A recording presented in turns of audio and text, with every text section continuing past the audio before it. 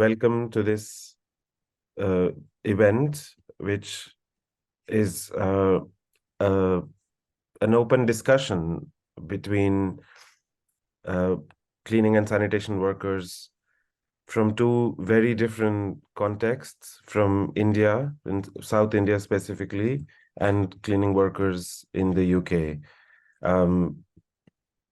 The idea broadly is to build a kind of, or to at least begin to build a kind of organic internationalism where workers share different details about their contexts, about what is different and what is also similar about working in these two very different kinds of contexts, so that from this some kind of solidarity emerges. We'll of course discuss specifics of that once we've heard from the speakers, but that is sort of the general agenda for today.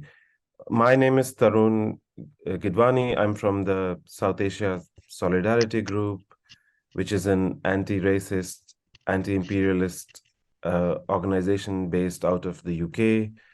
The South Asia Solidarity Group has been at the forefront of the struggles of South Asian workers here in the UK, and we've also quite actively organized against caste-based discrimination, both here in the UK and by lending support to the struggles back in India and elsewhere in South Asia.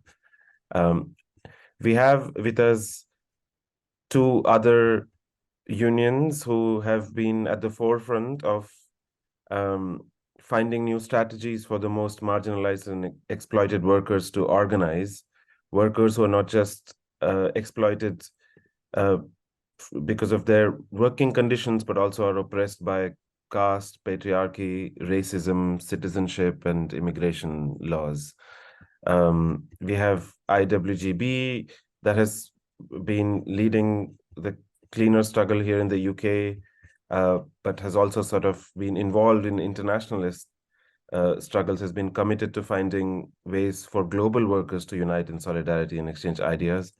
And then we have AICCTU that has, especially in the recent past, gone beyond workplace struggles and has gotten involved in supporting workers in the other struggles they face. For instance, defending Muslim workers from their homes being bulldozed by the Hindu right wing in India.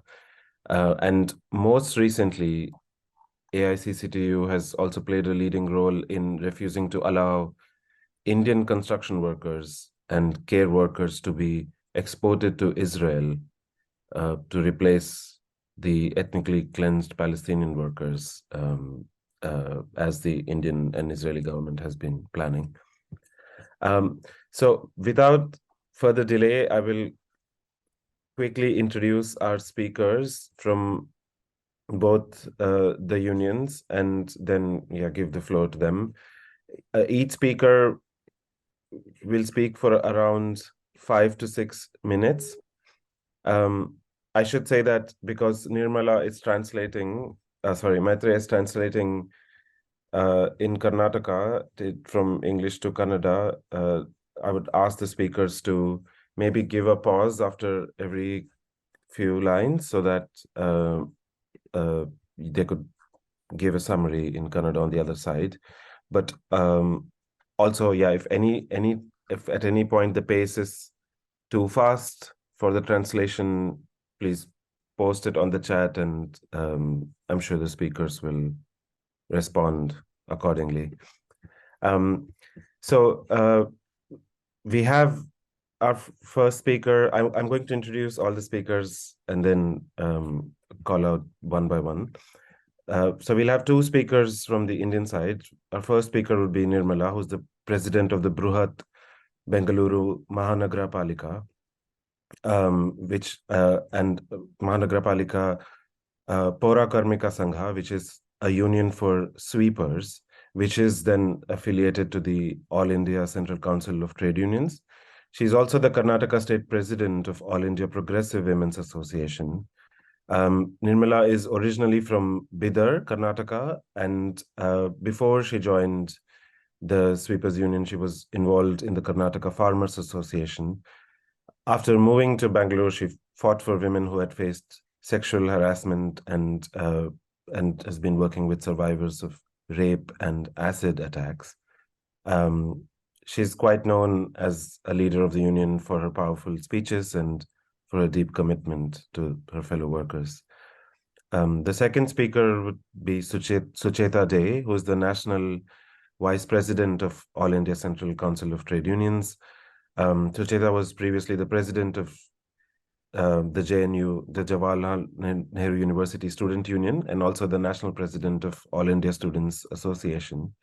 She's also a central committee member of the Communist Party of India. And as a union activist, she's been deeply involved in a range of worker struggles for workers' rights, dignity, and recognition, including those of sanitation workers on university campuses. From the IWGB side, we have Charles, who is an IWGB organizer, who's worked across the cleaners and facilities and the IWGB universities branch. In his time at the union, he's coordinated campaigns with outsourced cleaners, caterers, security guards across London. Before joining IWGB, Charles organized hotel workers in New York City and was involved in racial justice campaigns and immigrant organizing in the United States. Then our second speaker from IWGB is Wilson Ayala Romero, who's the chair of the Cleaners and Facilities, a branch of the Independent Workers Union of Great Britain. I should have expanded that before. Wilson has been involved in the union since the early days, and apart from being the chair of the branch, he supports members with issues at work and organizing. He also continues to work as a cleaner.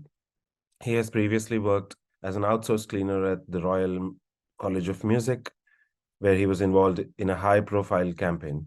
Wilson has years of experience in organizing, listening to the experience of workers in precarious positions, and advising them on what avenues are open to them. And finally, we have Maritza Castello Cal.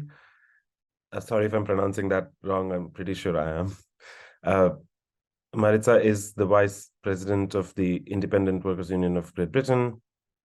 Maritza has been closely involved with the union since the early days, and previously also worked as an outsourced cleaner at the University of London. Maritza was also, like Wilson, involved in several high-profile campaigns and has experience organizing, listening to workers in various precarious positions and advising them about strategies that are available to them. So I'll now invite Nirmala to speak for around 5 to 6 minutes, and then we move to Sucheta. ಎಲ್ಲ ಸಂಗತಿಗಳಿಗೆ ಸಲಾಂ. Comrades ನನ್ನ ಬಗ್ಗೆ ಸುಮಾರು ಒಂದಷ್ಟು ವಿಚಾರ ಪರಿಚಯ ಮಾಡಿಸಿದ್ದಾರೆ ಕಾಮ್ರೇಡು. ಹಾಗೆ ನಮ್ಮ ಜೊತೆಯಲ್ಲಿ ಇವತ್ತು ಶ್ಯಾಮಲಾಜಿ ಕಾಮ್ರೇಡ್ ಕೂಡ ಇದ್ದಾರೆ, ಅವರಿಗೂ ಸಹ ಸಲಾಂ ಅಂತ ಹೇಳ್ತಾ ಇದ್ದೀನಿ. ಇವತ್ತು ನಾವೇನು ಕರ್ನಾಟಕದಿಂದ ಮತ್ತೆ ಲಂಡನ್ ಇಂದ ನಾವೇನು ಒಂದು ಜೂಮ್ ಒಂದು ಲಿಂಕ್ ಮಾಡ್ಕೊಂಡು ನಾವು ಮೀಟಿಂಗ್ ಮಾಡ್ತಿದೀವಿ. ನಿಜವಾಗಿ ಇದು ಮುಖ್ಯವಾದ ವಿಚಾರ ಕೂಡ, ಯಾಕಂದ್ರೆ ಬೇರೆ ಬೇರೆ ದೇಶದಲ್ಲಿ ಬೇರೆ ಬೇರೆ ತರ ಕೆಲಸಗಳು ಮಾಡ್ತಾ ಇದ್ದಾರೆ. ಹಾಗಾಗಿ ಬೇರೆ ಬೇರೆ ಒಂದು ವಾತಾವರಣದಲ್ಲಿ ನಮ್ಮ ಕಾರ್ಮಿಕರು ಇದ್ದಾರೆ. ಇದು ಒಳ್ಳೆ ರೀತಿನೇ, ಇದು ಒಂದು ಖುಷಿ ವಿಚಾರನೆ ಅಂತ ನನಗೆ ಖುಷಿಯಾಗಿದೆ. ನಾವು ನೋಡ್ಬೇಕಾದ್ರೆ ಕಾರ್ಮಿಕರಂತ ನಾವೆಲ್ಲರೂ ಮಾತಾಡ್ತೀವಿ. ಕಾರ್ಮಿಕರು ಎಲ್ಲಿಂದ ಬಂದ್ರು, ಯಾವ ಜಾತಿಯವರಾಗಿದ್ದಾರೆ, ಅವ್ರ ಕಾರ್ಮಿಕರು ಯಾವ ಕೆಲಸ ಮಾಡ್ತಿದ್ದಾರೆ ಅನ್ನೋದು ನಾವು ನೋಡ್ಬೇಕಾಗಿದೆ. ಯಾಕಂದ್ರೆ ಇದ್ರಲ್ಲಿ ಮಲಗೋರ ಕಾರ್ಮಿಕರಾಗಿರ್ಬಹುದು, ಪೌರ ಕಾರ್ಮಿಕರಾಗಿರ್ಬಹುದು, ಬೇರೆ ಬೇರೆ ಕಾರ್ಮಿಕರು ಕೂಡ, ಇವತ್ತು ರೈಲ್ವೆ ಇದ್ರಲ್ಲಿ ಕೂಡ ಕ್ಲೀನ್ ಮಾಡೋ ಕಾರ್ಮಿಕರಾಗಿರ್ಬಹುದು, ಅವರು ಕೂಡ ಎಲ್ಲಾರು ಕೆಲಸ ಮಾಡ್ತಾರ ಕಾರ್ಮಿಕರು. ಆದ್ರೆ ಅವ್ರು ಮುಖ್ಯವಾಗಿ ಜಾತಿ ಬಂದ್ ಯಾವ್ದು ಅಂದ್ರೆ ದಲಿತರು. ಈ ಕೆಲಸ ಮಾಡೋದು ಬಂದು ಬೇರೆ ಯಾವ ಜಾತಿಯವರು ಕೆಲಸ ಮಾಡಕ್ ಆಗೋದಿಲ್ಲ ಅಂತ ಹೇಳಿ ಅದು ಒಂಥರ ಡಿಕ್ಲೇರ್ ಮಾಡಿತಾರನೆ ಅಂತ ಅನ್ಸುತ್ತೆ. ಯಾಕಂದ್ರೆ ದಲಿತರು ಮಾತ್ರ ಕಸ ಬಾಚೋದು, ದಲಿತರು ಮಾತ್ರ ಕಕ್ಕಸ್ ಬಾಚೋದು, ದಲಿತರು ಮಾತ್ರ ರೈಲ್ವೆ ಇದ್ರಲ್ಲಿ, ಯಾಕಂದ್ರೆ ಕೆಳಮಟ್ಟ ಜಾತಿಯವರನ್ನೇ ಈ ಕೆಲಸ ಮಾಡಕ್ಕೆ ಮುಂದೆ ಬಂದಿದ್ದಾರೆ. ನಾವ್ ಅವಾಗೂ ಕೂಡ ನಾವು ಒಂದು ಯೂನಿಯನ್ ಶುರು ಮಾಡಿದಾಗ AICCTU ಶುರು ಮಾಡಿದ್ದು ಬಂದು ಪೌರ ಕಾರ್ಮಿಕರ ಮಧ್ಯದಲ್ಲಿ. ಅವಾಗ ಪೌರ ಕಾರ್ಮಿಕರಿಗೆ ತುಂಬಾ ಕಷ್ಟ ಇತ್ತು. ಬಟ್ ಯಾರಂತಾನೆ ನಮ್ಮ ಕಾರ್ಮಿಕರಿಗೆ ಗೊತ್ತಿಲ್ಲ. ₹1,000 ಸುಮ್ನೆ ತಗೊಬಂದು ಕೈಯಲ್ಲಿ ಕೊಡ್ತಾ ಇದ್ರು ಅವ್ರಿಗೆ. ಯಾಕಂದ್ರೆ ಅವಾಗ ರಜೆ ಇಲ್ಲ, ಭಾನುವಾರ ಇಲ್ಲ, ಬುಧವಾರ ಇಲ್ಲ, ಏನಂತಾನು ಗೊತ್ತಿಲ್ಲ. 24 hours ಅವ್ರನ್ನ ಕೆಲಸ ಮಾಡಿಸ್ಕೊತಾನೆ ಇದ್ರು. ಮತ್ತೆ ಹಬ್ಬ ಬಂದ್ರೆ ಇನ್ನೂ ಜಾಸ್ತಿ ಕೆಲಸ ಮಾಡಿಸ್ತಾ ಇದ್ರು. ಆ ರೀತಿ ನಾವು ನೋಡ್ಬೇಕಾದ್ರೆ ನಮ್ ಸಂಘಟನೆಯಿಂದ ನಾವ್ ಎಲ್ಲಾ ಕಡೆನೂ ಮಸ್ಟರ್ ವೈಸ್ ಹೋಗಿ ಮಾತಾಡಿದಾಗ ಕೂಡ ಪೌರ ಕಾರ್ಮಿಕರು ತುಂಬಾ ಹೆದರ್ತಿದ್ರು. ಇಲ್ಲ ನಮ್ಗೆ ತುಂಬಾ ಕಷ್ಟ ಇದೆ, ಕಾಂಟ್ರಾಕ್ಟ್ ಅವ್ರು ನೀವು ಬಂದು ಮಾತಾಡಿದ್ರೆ ಅವರು ನಮ್ಗೆ ಮನೆಗ್ ಕಳಿಸ್ಬಿಡ್ತಾರೆ, ನಮಗ್ ಕೆಲಸ ಇರೋದಿಲ್ಲ, ನಾವೇನೋ ಹೊಟ್ಟೆಪಾಡಿಗೆ ಬಂದಿದೀವಿ, ನಾವು ತುಂಬಾ ಕೀಳು ಜಾತಿಯವರು, ಈ ಕೆಲಸ ನಾವು ಮಾತ್ರ ಮಾಡಕ್ ಸಾಧ್ಯ ಅನ್ನೋದನ್ನ ಅವರು ಮನದಲ್ಲಿ ಇಟ್ಕೊಬಿಟ್ಟಿದ್ದಾರೆ. ಹಂಗಾಗಿ ಆ ಕೆಲಸ ಬೇರೆ ಯಾರು ಮಾಡಕ್ ಆಗಲ್ಲ ಅಂತ. ಆ ಟೈಮಲ್ಲಿ ನಾವು ಇಲ್ಲ ನೀವು ಕೆಲಸ ಮಾಡೋದು ಓಕೆ, ಆದ್ರೆ ನಿಮ್ಗೆ ಸಂಬಳ ಎಷ್ಟು ಬರುತ್ತೆ? ಕಾರ್ಮಿಕರಂದ್ರೆ ಏನು? ನೀವು ಪೌರ ಕಾರ್ಮಿಕರಂದ್ರೆ ದಿನನಿತ್ಯ ಇಡೀ ನಗರವನ್ನ ಸ್ವಚ್ಛ ಮಾಡೋರು, ಇಡೀ ಜನರ ಸೇವೆ ಮಾಡೋ ಕಾರ್ಮಿಕರಾಗಿ ನೀವು, ನಿಮ್ಗೆ ಸಂಬಳ ಜಾಸ್ತಿ ಆಗ್ಬೇಕು, ನಿಮ್ಗೆ ಒಂದು ವ್ಯವಸ್ಥೆ ಮಾಡ್ಬೇಕಾಗಿದೆ ಅಂತ ಹೇಳ್ದಂಗೆ, ಇಲ್ಲ ನಾವ್ ಆತರ ಕಾರ್ಮಿಕರಲ್ಲ, ಯಾಕಂದ್ರೆ ನಮ್ಗೆ ಓದು ಬರಹ ಇಲ್ಲ, ನಾವ್ ಆತರ ಕಷ್ಟಪಟ್ಟು ಮಾಡಕ್ಕೆ ಈ ಕೆಲ್ಸನೇ ನಮ್ಗ್ ಸರಿ ಅಂತ ಹೇಳಿ ಕಾರ್ಮಿಕರು ಸುಮಾರು ಸಲ ಮಾತಾಡ್ತಾ ಇದ್ರು. ಅವ್ರು ಮಸ್ಟರ್ ವೈಸ್ ಹೋದಾಗ ಕೂಡ ಹೆದ್ರಿ ಹೋಗ್ತಾ ಇದ್ರು. ಕಾಂಟ್ರಾಕ್ಟರ್ ಕೂಡ ಅವ್ರಿಗೆ ಹೆದರ್ಸ್ತಾ ಇದ್ರು. ಆದ್ರೆ ಆ ಟೈಮಲ್ಲೂ ಕೂಡ ನಮ್ ಕಾರ್ಮಿಕರು, ಒಂದಷ್ಟು ಕಾರ್ಮಿಕರು, ಎಲ್ಲಾ ಕಾರ್ಮಿಕರು ಒಂದ್ಗೂಡ್ಸೋದು ತುಂಬಾನೇ ಕಷ್ಟ. ಅದ್ರಲ್ಲಿ ಒಂದ್ ಸ್ವಲ್ಪ ಕಾರ್ಮಿಕರು ಮುಂದೆ ಬಂದು ನಿಂತ್ಕೊಂಡು ನಾವ್ ಯೂನಿಯನ್ ಮಾಡ್ಲೇಬೇಕಂತ ಹೇಳಿ ಸುಮಾರು ಒಂದು ಸ್ಟಾರ್ಟ್ ಮಾಡಿದ್ದು ನಾವು 2000ರಲ್ಲಿ ಸ್ಟಾರ್ಟ್ ಮಾಡಿದೀವಿ. 2013ರಲ್ಲಿ ನಮ್ಮ ಕಾರ್ಮಿಕರಿಗೆ ಹೋರಾಟ ಮಾಡಿರೋದ್ರಿಂದ ಒಂದಷ್ಟು ಸೌಲಭ್ಯ ಆಗಿದೆ. I'll just briefly translate what Comrade Nirmala has spoken of till now.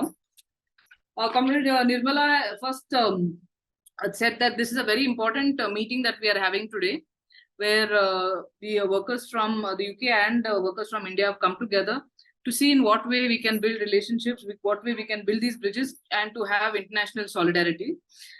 She also said that Comrade Shamlalji, who's the secretary of the All India Municipal Workers Federation, has also joined us today, and together we have in fact had several meetings and thinking of coming together. So she was speaking primarily about the kind of work that is happening in India, and when we look at and we look at sanitation workers, it takes on various forms. We still have manual scavenging that's taking place both in the public and private sector. You have the workers who are working as sanitation workers in the railways, in the public sector, in the private sector. But one thing that is common amongst everybody is the fact that they all belong to a historically oppressed section of society on the basis of caste, and it is only people belonging to one particular caste who perform this work.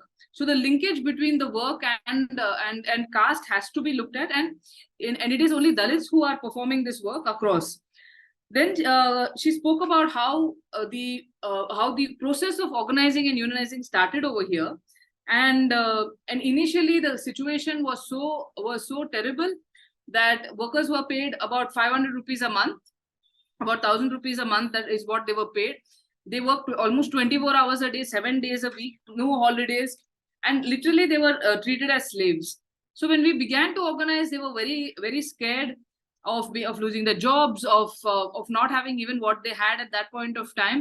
And it was in this situation that our organizing really started, where they were in perpetual fear. So from the time that we have begun organizing, we have had several struggles to put forward the work that has been done by them, and to demand for their rights one step at a time. I hope I'm audible, and I hope Comrade Nirmala is audible as well. Yeah, you are. Contract basis ಅಲ್ಲಿ ಇದ್ದಾಗೂ ಕೂಡ ನಮ್ ಕಾರ್ಮಿಕರಿಗೆ ಕುಡಿಯಕ್ಕೆ ನೀರ್ ಸಿಗ್ತಾ ಇರ್ಲಿಲ್ಲ, ಅವ್ರಿಗೊಂದು ಕೈ ತೊಳಿಯಕ್ಕೂ ನೀರಿಲ್ಲ. ನೀರ್ ಕೇಳಿದ್ರೆ ಬಾತ್ರೂಮ್ ಜಗ್ಗಿಂದ ನಮ್ ಕಾರ್ಮಿಕರಿಗೆ ನೀರ್ ಕೊಡ್ತಾ ಇದ್ರು. ಬಾತ್ರೂಮ್ ಜಗ್ಗಿಂದ ನೀರ್ ತಂದು ಅದ ಕೈ ಮೇಲೆ ಹಾಕ್ತಾ ಇದ್ರು, ಕುಡೀರಿ ಅಂತ ಹೇಳ್ತಾ ಇದ್ರು. ಅವ್ರ ಮನೆ ಗೇಟ್ ಹತ್ರ ಕೆಲಸ ಮಾಡಿ ನಮ್ ಕಾರ್ಮಿಕರು ಅವ್ರ ಅಂಗಳಿಂದ ಕಸ ಗುಡ್ಸಿ, ಅವ್ರಿಗೊಂದ್ ಪರಕೆ ಇಡಕ್ ಜಾಗ ಇಲ್ಲ, ಅವ್ರ ಗಲೀಜು ಜನ, ಕಸ ಗುಡ್ಸೋ ಜನ ಅವ್ರು ಅಂತ ಹೇಳಿ ತುಂಬಾನೇ ಒಂದ್ ರೀತಿ, ಯಾಕಂದ್ರೆ ನಾಗರಿಕರೇ ಆ ರೀತಿ ಅವ್ರನ್ನ ಪರಿಗಣಿಸ್ತಾ ಇದ್ರು. ಹಾಗಿರ್ಬೇಕಾದ್ರೆ ನಮ್ ಕಾರ್ಮಿಕರು ಒಂದು ಗಟ್ಟಿಗೊಳ್ತಾ ಬಂದ್ರು ಮುಂದೆ. ಅವಾಗ ಅವರು ಒಂದು ಮುಖ್ಯವಾಗಿ ಹೋರಾಟ ಮಾಡಿ ಫಸ್ಟ್ ಕೈ ತಗೊಂಡಿದ್ದು ಹೋರಾಟ, ಫಸ್ಟ್ ನಮ್ಗೆ ಸಂಬಳ ಬರ್ಬೇಕು. ಯಾಕಂದ್ರೆ ನಮ್ಗೆ ಒಂದು ವ್ಯವಸ್ಥೆ ಆಗ್ಬೇಕಂದ್ರೆ ಊಟ, ವಸತಿ, ಮಕ್ಕಳ ಎಜುಕೇಶನ್ ಮತ್ತೆ ಮನೆ ಬಾಡಿಗೆ ಕಟ್ಬೇಕನ್ನೋದು ಬಹಳ ಮುಖ್ಯವಾಗಿ ನಮಗ್ ಸಂಬಳ ಜಾಸ್ತಿ ಮಾಡಿ ಅಂತ ಹೇಳಿ ಹೋರಾಟ ಮಾಡಿದಾಗ ಅವರಿಗೆ ಕೈಯಲ್ಲಿ ಬರೋ ಸಂಬಳನ 2013ರಲ್ಲಿ ಅವ್ರ ಕೈಯಲ್ಲಿ ಚೆಕ್ ಕೊಟ್ರು. 5,054 ರೂಪಾಯಿ ನಮ್ಮ ಪೌರ ಕಾರ್ಮಿಕರಿಗೆ ಫಸ್ಟ್ ಚೆಕ್ ನೋಡಿದ್ದು. ಅದು ತುಂಬಾ ಖುಷಿ ಪಟ್ರು. ನಾವು ಕಾರ್ಮಿಕರು, ನಮಗೂ ಚೆಕ್ ಬರುತ್ತೆ, ನಮಗೂ ಬ್ಯಾಂಕಿಗೆ ದುಡ್ಡು ಬರುತ್ತೆ, ನಮ್ ಸಂಘಟನೆ ತುಂಬಾ ನಮ್ಗೆ ನಿಂತ್ಕೊಂಡು ನಮ್ಮ ಸಂಘಟನೆ ಕಟ್ಟಿರೋದು ತುಂಬಾ ಒಳ್ಳೆ ಕೆಲಸ ಆಗಿದೆ ಅಂತ ತುಂಬಾ ಖುಷಿ ಪಟ್ರು. ಆ ಖುಷಿಯಲ್ಲಿ ನಿಜವಾಗೂ ನಮಗೂ ತುಂಬಾ ಖುಷಿ ಆಯ್ತು. ಆದ್ರೆ ಅವರಿಗೆ ಮುಖ್ಯವಾಗಿ ಹೇಳ್ಬೇಕಾದ್ರೆ ನಾವು ಮನುಷ್ಯರಾಗಿ ನಮ್ಮನ್ನ ಗುರುತಿಸ್ತಾ ಇದೆ ಸಂಘಟನೆಯಿಂದ ನಾಗರಿಕರು ನೋಡ್ಬೇಕನ್ನೋದನ್ನ ಅವ್ರಿಗೆ ಮೈಂಡಿಗೆ ಬಂದಾದ್ಮೇಲೆ ಪುನಃ ಮತ್ತೆ ESI ಆಗಿರ್ಬೋದು, PF ಆಗಿರ್ಬೋದು, 6 ತಿಂಗಳು 3 ತಿಂಗಳು ಕಟ್ತಿರ್ಲಿಲ್ಲ ಅವ್ರಿಗೆ. ಅದನ್ನು ಸಹ ಸಂಘಟನೆ ಗಟ್ಟಿಗೊಳಿಸ್ಕೊಂಡ್ಮೇಲೆ ಅವ್ರಿಗೆ PF ESI ಕರೆಕ್ಟ್ ಆಗಿ ಮಂತ್ಲಿ ಅದನ್ನ ಕಟ್ ಆಗ್ತಾ ಇದೆ.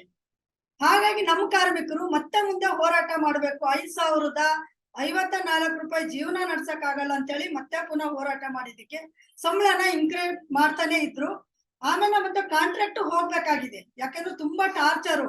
ಕಾಂಟ್ರಾಕ್ಟ್ ಅಲ್ಲಿ ಕೆಲಸ ಮಾಡ್ಬೇಕಾದ್ರೆ ನಮ್ ಕಾರ್ಮಿಕರು ಸಂಬಳ ಕೇಳಿದ್ರೆ ಮೇಸ್ತ್ರಿಗಳು ಹೇಳ್ತಾ ಇದ್ದು ಪ್ಯಾಂಟ್ ಜಿಪ್ಪನ್ನು ಬಿಚ್ಚಿಬಿಟ್ಟು ನೀವು ಸಂಬಳ ತಗೊಳ್ಳಿ, ನನಗೆ ಯಾಕೆ ಕೇಳ್ತೀರಾ, ಕಾಂಟ್ರಾಕ್ಟ್ ಅವ್ನು ಕೊಟ್ಟಾಗ ನಾನು ಕೊಡ್ತೀನಿ, ಇಲ್ಲ ನನ್ ಪ್ಯಾಂಟ್ ಜಿಪ್ಪು ಬಿಚ್ಚಿ ನೀವು ಸಂಬಳ ತಗೊಳ್ಳಿ ಅಂತ ಹೀನಕರವಾಗಿ ಒಂದು ದಲಿತ ಮಹಿಳೆಗೆ ಆ ರೀತಿ ಮಾತಾಡಿರೋದು ಅದು ತಪ್ಪು ಅಂತ ಹೇಳಿ ಎಲ್ಲಾ ಪೌರ ಕಾರ್ಮಿಕರು ಫುಲ್ ಪೊಲೀಸ್ ಸ್ಟೇಷನ್ ಎಲ್ಲ ಗೆರವ್ ಹಾಕಿ ಅವನ ಮೇಲೆ FIR ಹಾಕಿ ಅದನ್ನ ನೀನು ಮಾಡಬಾರ್ದು ಅಂತ ಹೇಳಿ ಅವನಿಗೆ ಒಂದು ಶಿಕ್ಷೆ ಕೊಟ್ಟಾಗಿದೆ.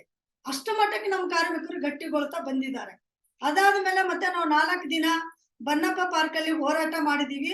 ನಮಗೆ ಕಾಂಟ್ರಾಕ್ಟ್ ಹೋಗ್ಲೇಬೇಕಂತ ಹೇಳಿ 4 ದಿನ ಹೋರಾಟ ಮಾಡಿದಾಗ ಕೂಡ ತಕ್ಷಣದಲ್ಲಿ ಬರೇ ಪೌರ ಕಾರ್ಮಿಕರನ್ನು ಮಾತ್ರ ಅವರು ಇದು ನೇರ ಪಾವತಿಯಲ್ಲಿ ತಗೊಂಡಿದ್ದಾರೆ.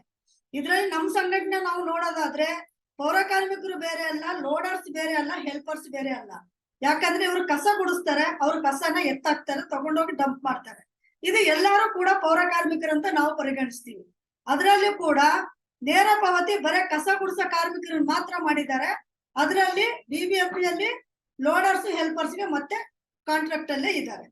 ಆ ಕಾಂಟ್ರಾಕ್ಟ್ ಅಲ್ಲಿ ಇದ್ರು ಕೂಡ 6 ತಿಂಗಳಿಗೆ ಒಂದ್ಸಲ ಸಂಬಳ ಕೊಡ್ತಾರೆ ಅವ್ರಿಗೆ. ಇವತ್ತಿನ ತನಕ ಕೂಡ ಅದು ಕೂಡ ಸರಿಯಾಗಿ ಕೊಡ್ತಾ ಇಲ್ಲ.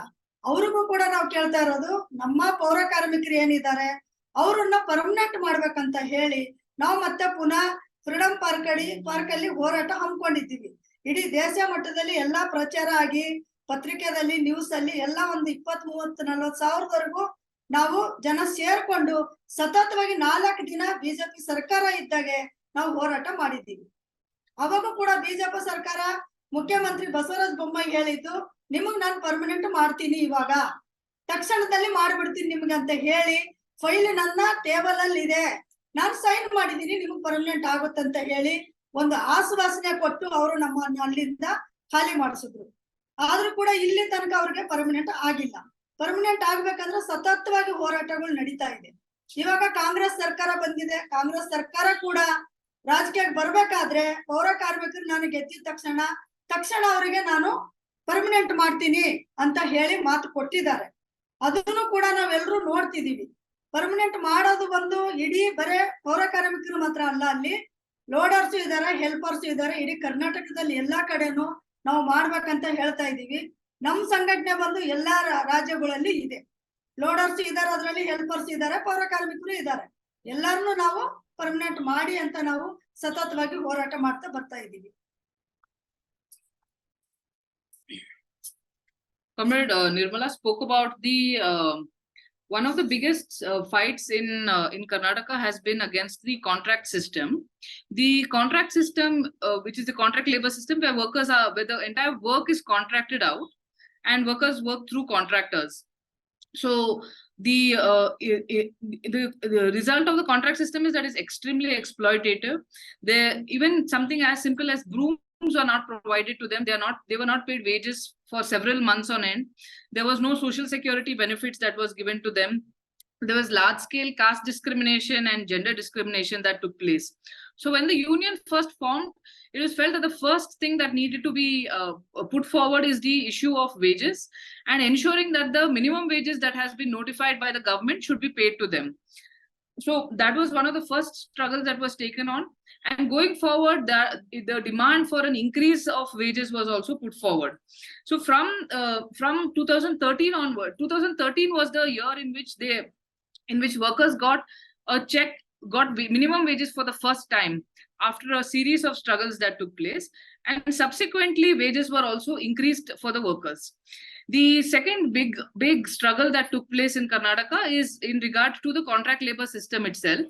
And that was to ask for the complete abolition of the contract system from the work of waste management. There was a strike that took place for 4 days across the full state, where no garbage, no waste was lifted. And after that, people were brought under the direct payment system. While speaking about the difference between the two and the hardship and exploitation in the contract system, Nirmala mentioned one particular incident where even where workers asked for wages and the wages were denied to them. Not only were the wages denied to them, contractor actually sexually abused and assaulted the workers. He removed his pants in front of the workers and told them to go and take this payment from there. And the workers at that point of time had actually come together and fought against this, filed a complaint and a police complaint against this. In fact, Comrade Ratna, who's here, is one of the complainants in this. So this was a situation that was there under the contract labor system. And subsequently, after the strike that took place in 2017, for 4 days, the system itself was completely was abolished, and workers were brought directly under the urban local bodies. However, when workers were brought under the urban local bodies, what the government did was, while it brought people who are sweeping the streets under the system of direct payment, that is, it removed the contractor from insofar as the workers who are cleaning the streets is concerned. Insofar as the workers who are transporting the waste, who are actually driving the vehicles to take the waste outside, who collect waste from individual homes, those workers continued under the contract labor system. Today, they continue to work under the contract labor system, and they're not paid wages for almost 6-7 months, even as of now. So our demand has been for the complete abolition of the contract system from all kinds of work in waste management, and to ensure that they have secure working conditions. The issue of Parakarmikas is also extremely, it has become an issue that is very important for political parties as well. Last year, there was a strike for 3 days across the state demanding for permanency of all workers.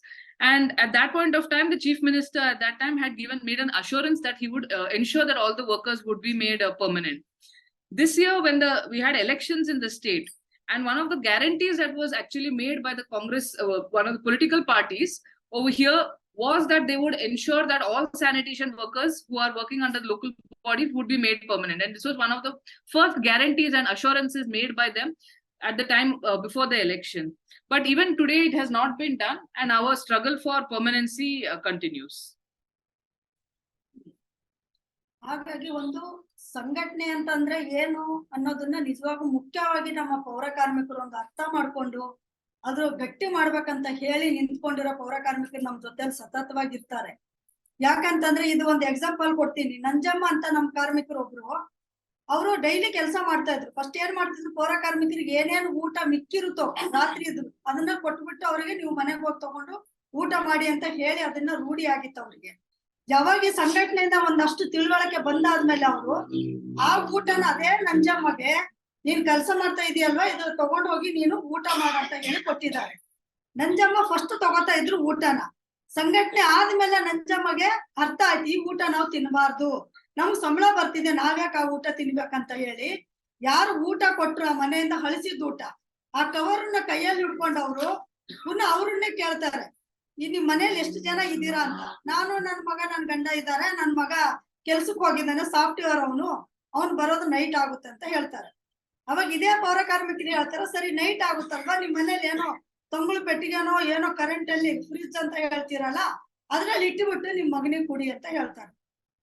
ಅಂದ್ರೆ ನಮ್ ದಲಿತರು ಅಂದ್ರೆ ನಮ್ಗೆ ಹೆಂಗ್ ಮಾಡಿದಾರ, ಒಂದು ಜಾತಿಯಲ್ಲಿ ಪೌರ ಕಾರ್ಮಿಕರಿಗೆ ಇವ್ರು ನಾವ್ ಏನ್ ಕೊಟ್ರು ತಿಂತಾರೆ, ನಾವ್ ಏನ್ ಕೊಟ್ರು ಕುಡಿತಾರೆ, ಕಾರ್ಮಿಕರು ಇಷ್ಟೇ ಇರ್ತಾರ ಅನ್ನೋದು ಏನು ಒಂದ್ ಸಮಾಜದಲ್ಲಿ ಏನ್ ನಡೀತಾ ಇದೀವೋ ಅದನ್ನ ಹೋಗ್ಲಾಡ್ಸಿರೋದಕ್ಕೆ ನಮ್ಮ ಪೌರ ಕಾರ್ಮಿಕರು ಫರ್ ಎಕ್ಸಾಂಪಲ್ ಆಗಿದಾರಂತ ನಾನು ಹೇಳಕ್ ಬಯಸ್ತೀನಿ.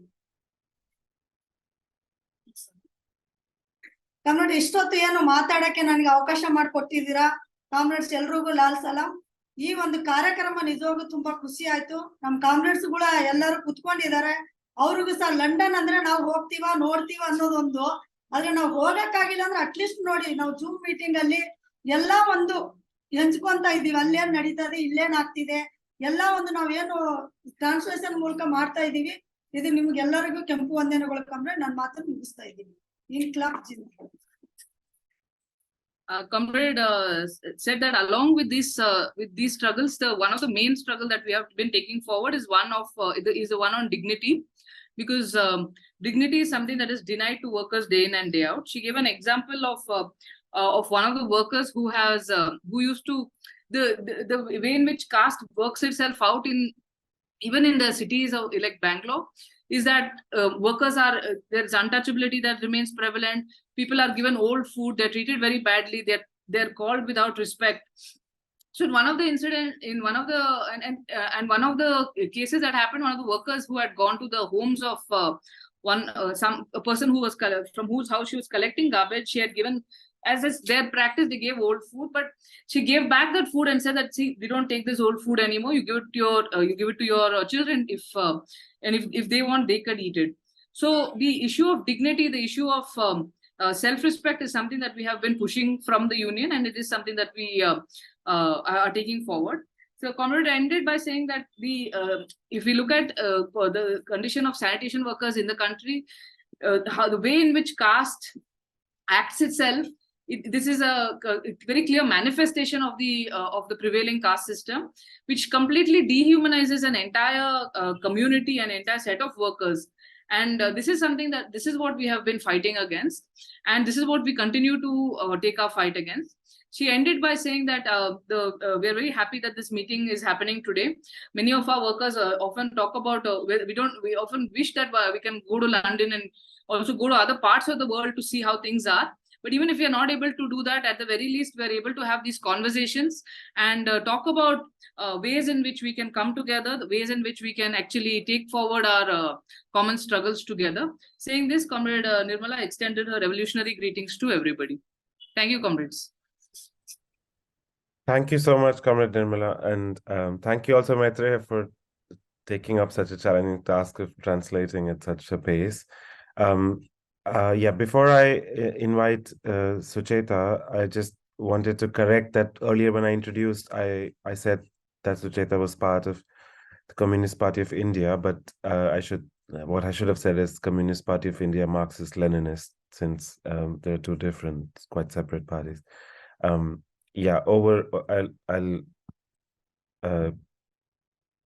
give the floor to Sucheta Dey now for her words. Thank you, Comrade.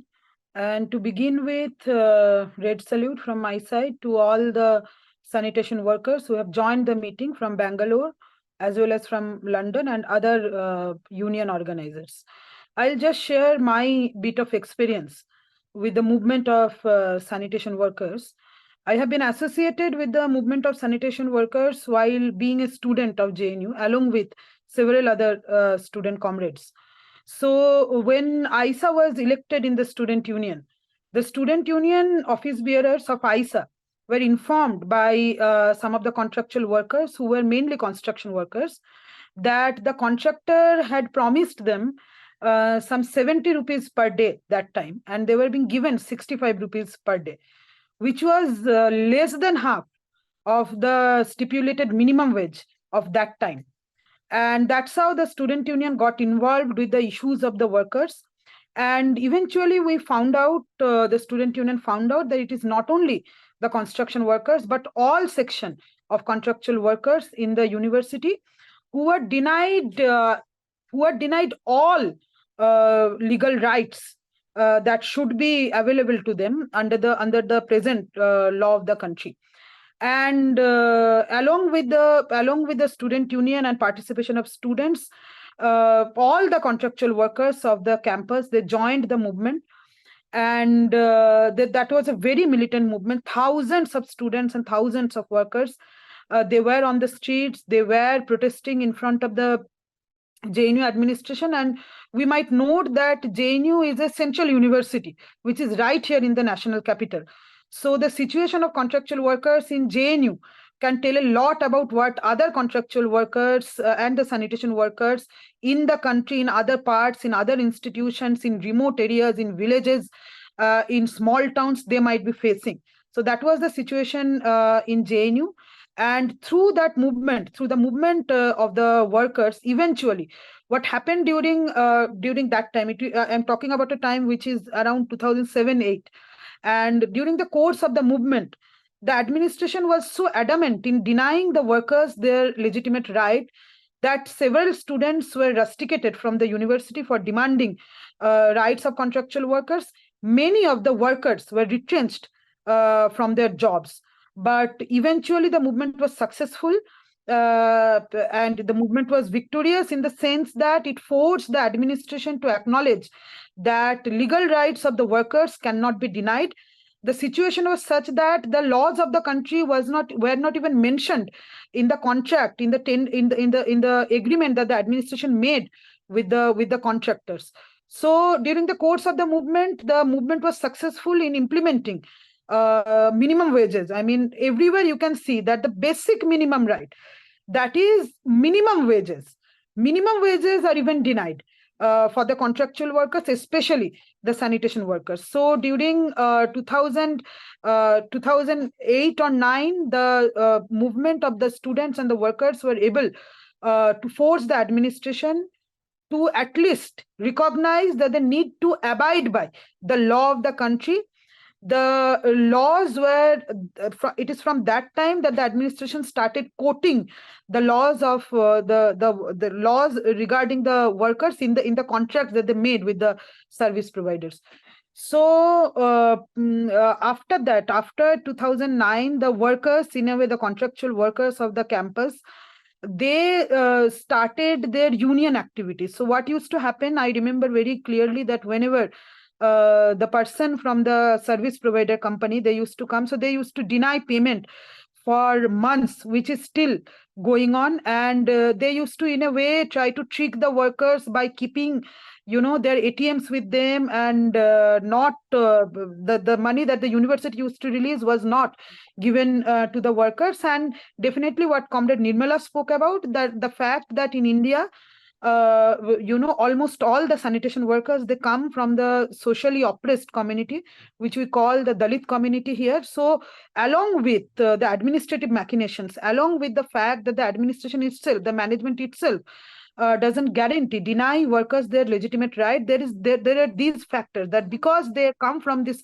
socially oppressed communities, caste plays a big role. And the service provider companies, they don't even release the money that they get from the administration, knowing very well that this is the way caste oppression has to continue. This is the way that Dalit workers, Dalit community of the country need to be oppressed generation after generation. But after the workers fought a successful battle in implementing minimum wages, they started their union activities. And in 2013, we formed the Union of the Contractual Workers in JNU, and we affiliated it with the AICCTU. And since then, the Union of the Contractual Workers in JNU have been fighting several battles in a campus like JNU, again, a central university, and probably the most famous central university in the country, right here in the national capital. We have seen practice of manual scavenging. We have seen how violating laws of the land, workers, sanitation workers were forced to clean dead carcass of dead animals.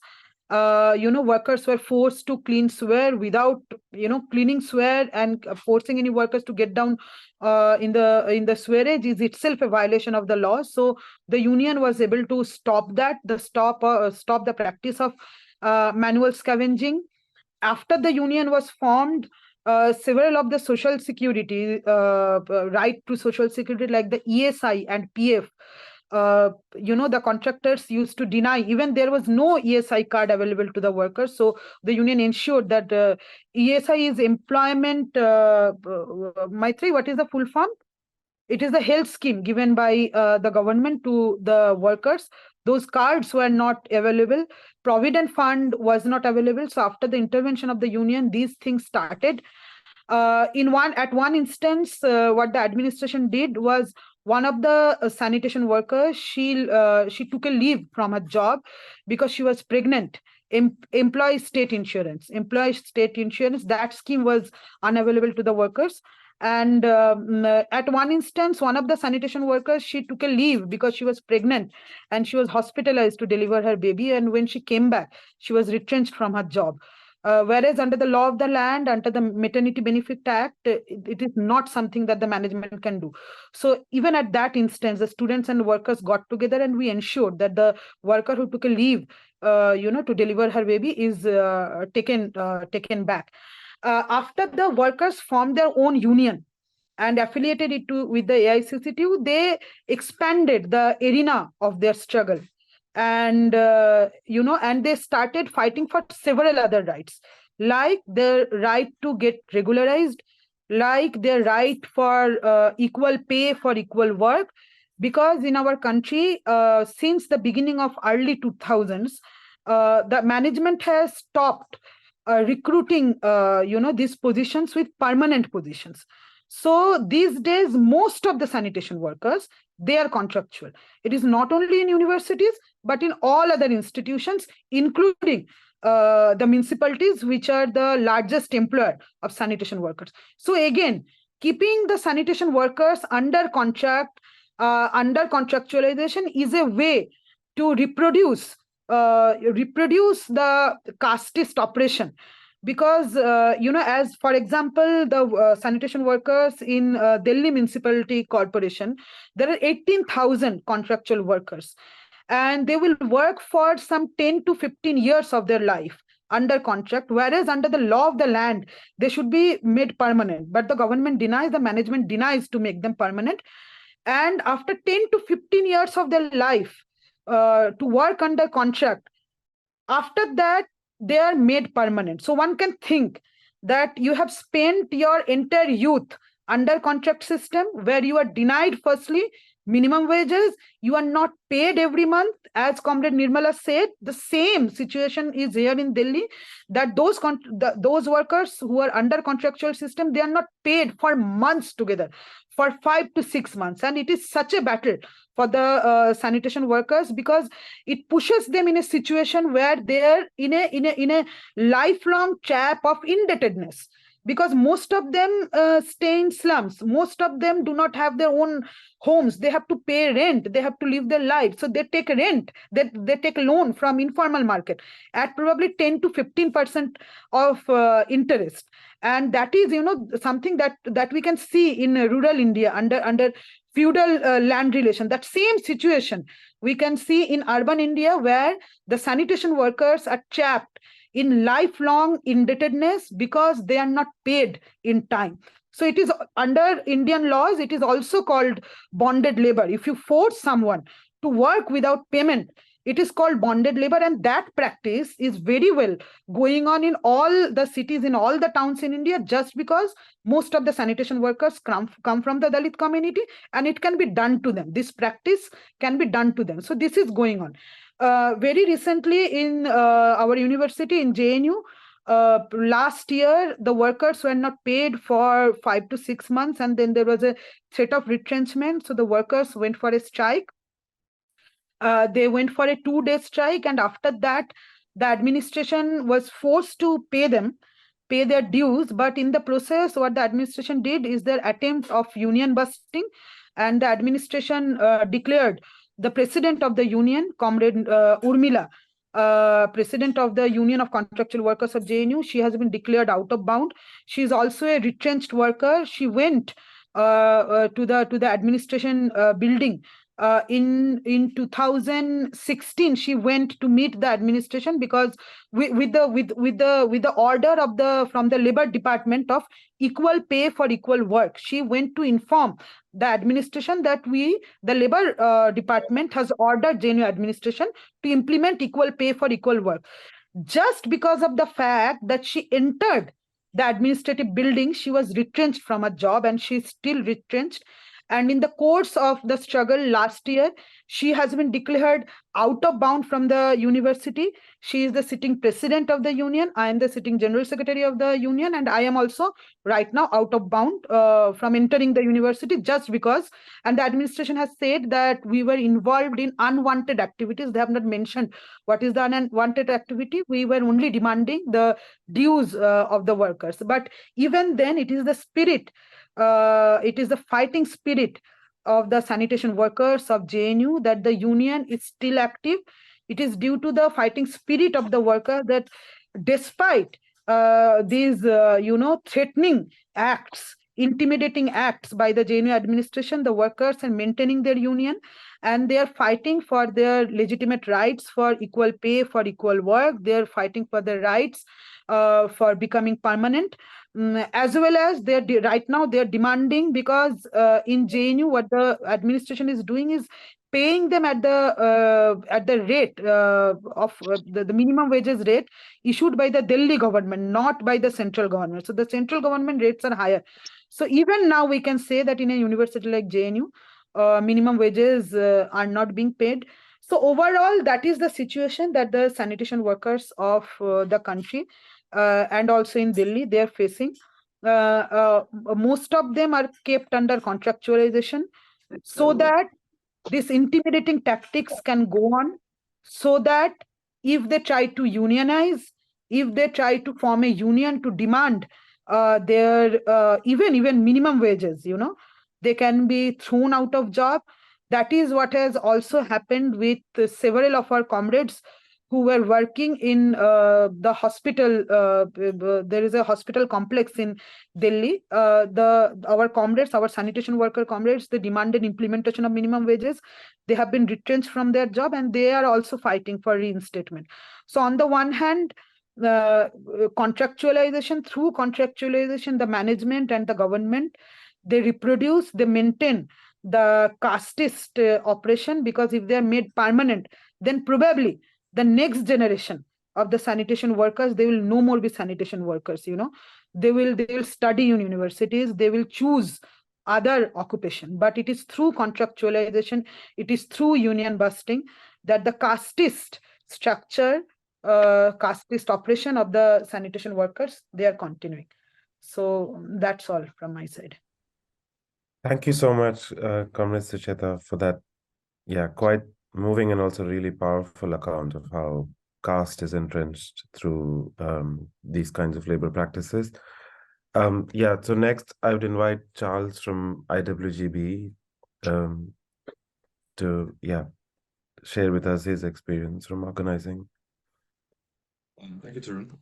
I just want to begin by saying what a important opportunity this meeting is, and just I want to thank everyone involved in putting it together.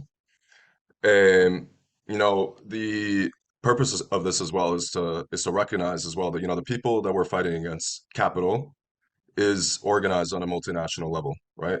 So as working people in unions representing workers, and as workers fighting against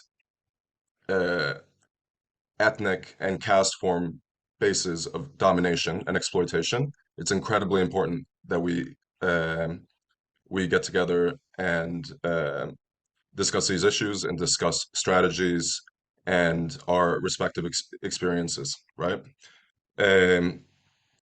Because these dynamics play out in very familiar ways in very different contexts. We're at the IWGB, we're a union based in London, one of the centers of global capital, one of the centers of imperial domination.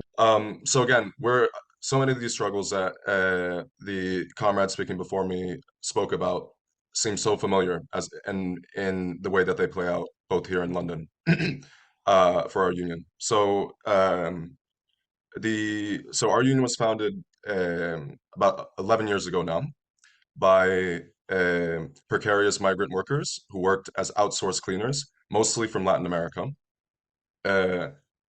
Due to the failure of the traditional trade union movement within the UK, which to this day, and remains like rather dominated by, you know, the white majority in the country, ineffectively representing the needs of migrant and outsourced workers, and really, in a lot of contexts, serving as kind of a barrier to self-organization and taking of action to improve conditions of the particular issues that workers, the outsourced migrant workers face, right?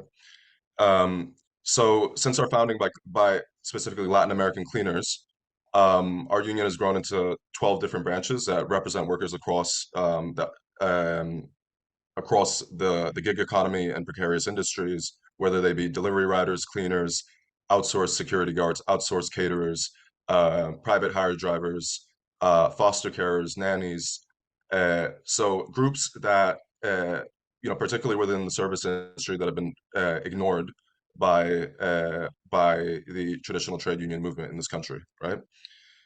Um, so again, our principles as a worker-led union as well uh, emphasize the need to take direct action in order to address uh, the inequalities that are structured around differently than the caste-based discrimination in India, but are based upon a system of racial discrimination, uh, migrant precarity, where again, just like returning to some of the comments made about the experience at JNU, where outsourced workers are contracted by a separate company, say, for example, at a university, they would be contracted out at a separate company and lack the same basic fundamental rights that direct employees have. So our struggles have been particularly around the need, the battle against outsourcing, the need to bring workers in-house to work directly at institutions, whether they be universities, whether they be hospitals, whether they be office buildings. So then cleaners and other outsourced workers can have the same contractual rights in terms of sick pay, in terms of pay scales, in terms of holiday leave as direct employees, right? So because the traditional channels of let's say employment relations in this country are so limited. They're by design limited to exclude, especially precarious workers. The way that we've done so is really by taking quite, um, quite, let's say, dramatic and rowdy forms of direct action, right? This involves shaming employers publicly, particularly knowing that public-facing employers have images that they want to uphold, right? And so bringing the abuses and the issues to light to a broader public and mobilizing communities, particularly maybe in a university setting, that being students, other groups of workers on campus, professors, into taking action to support the workers as well is extremely important. But again, having workers take risks directly in terms of entering, occupying, boycotting employers as well um, is extremely important. And having loud picket lines, you know, is the way that we draw attention to these issues and the way that we've won victories in ridding many employers of outsourcing companies and having workers be brought in-house, right? So, you know, the next important thing as well is about making sure that the decision-making power rests in the hands of workers, right? Because again, the reason our union exists, right, is that outsourced workers wanted to take action to address their conditions and to improve their pay and to end, you know, the many indignities that people face that are so similar again to the um, to the experiences that comrades are having in India, right? For, you know, as human beings, dignity is one of the principal factors, right, that governs our quality of life. And you know, when you're being subjected to indignities, you know it. Like it's a feeling, and it's one of the most important catalysts to action as well.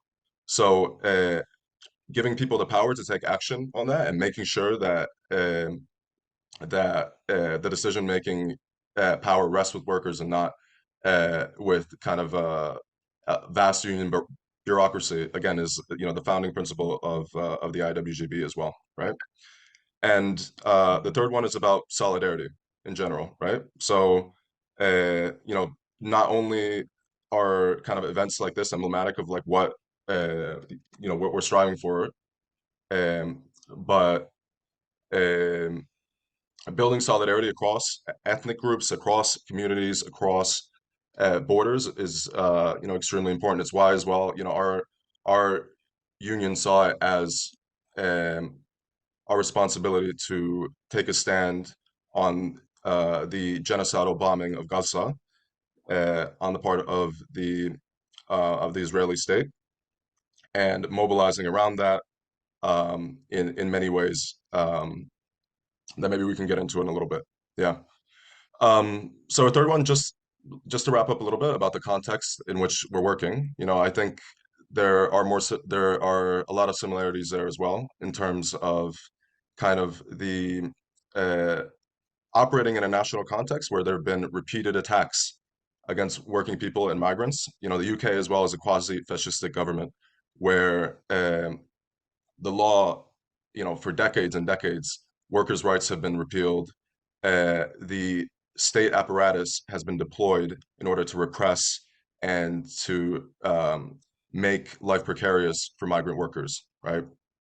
So, so much of what of the activity in our union, which Wilson and Emerson, I'm sure will go into more, is about organizing even outside of the workplace, right?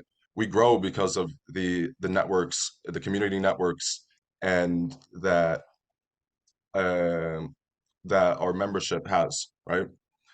That organizing is not only a workplace-based activity, but it's also about making sure and helping people survive in a hostile environment, for migrants and non-white people.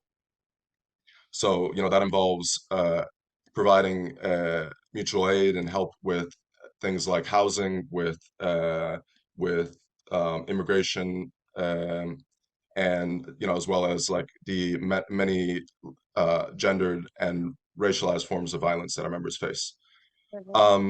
So yeah, I'm just gonna keep it brief. I just want to again, you know, extend revolutionary greetings to comrades out in India, Lal Salam, and yeah, I'll pass it on to my other comrades as well from the IWGB. Thank you so much, Charles.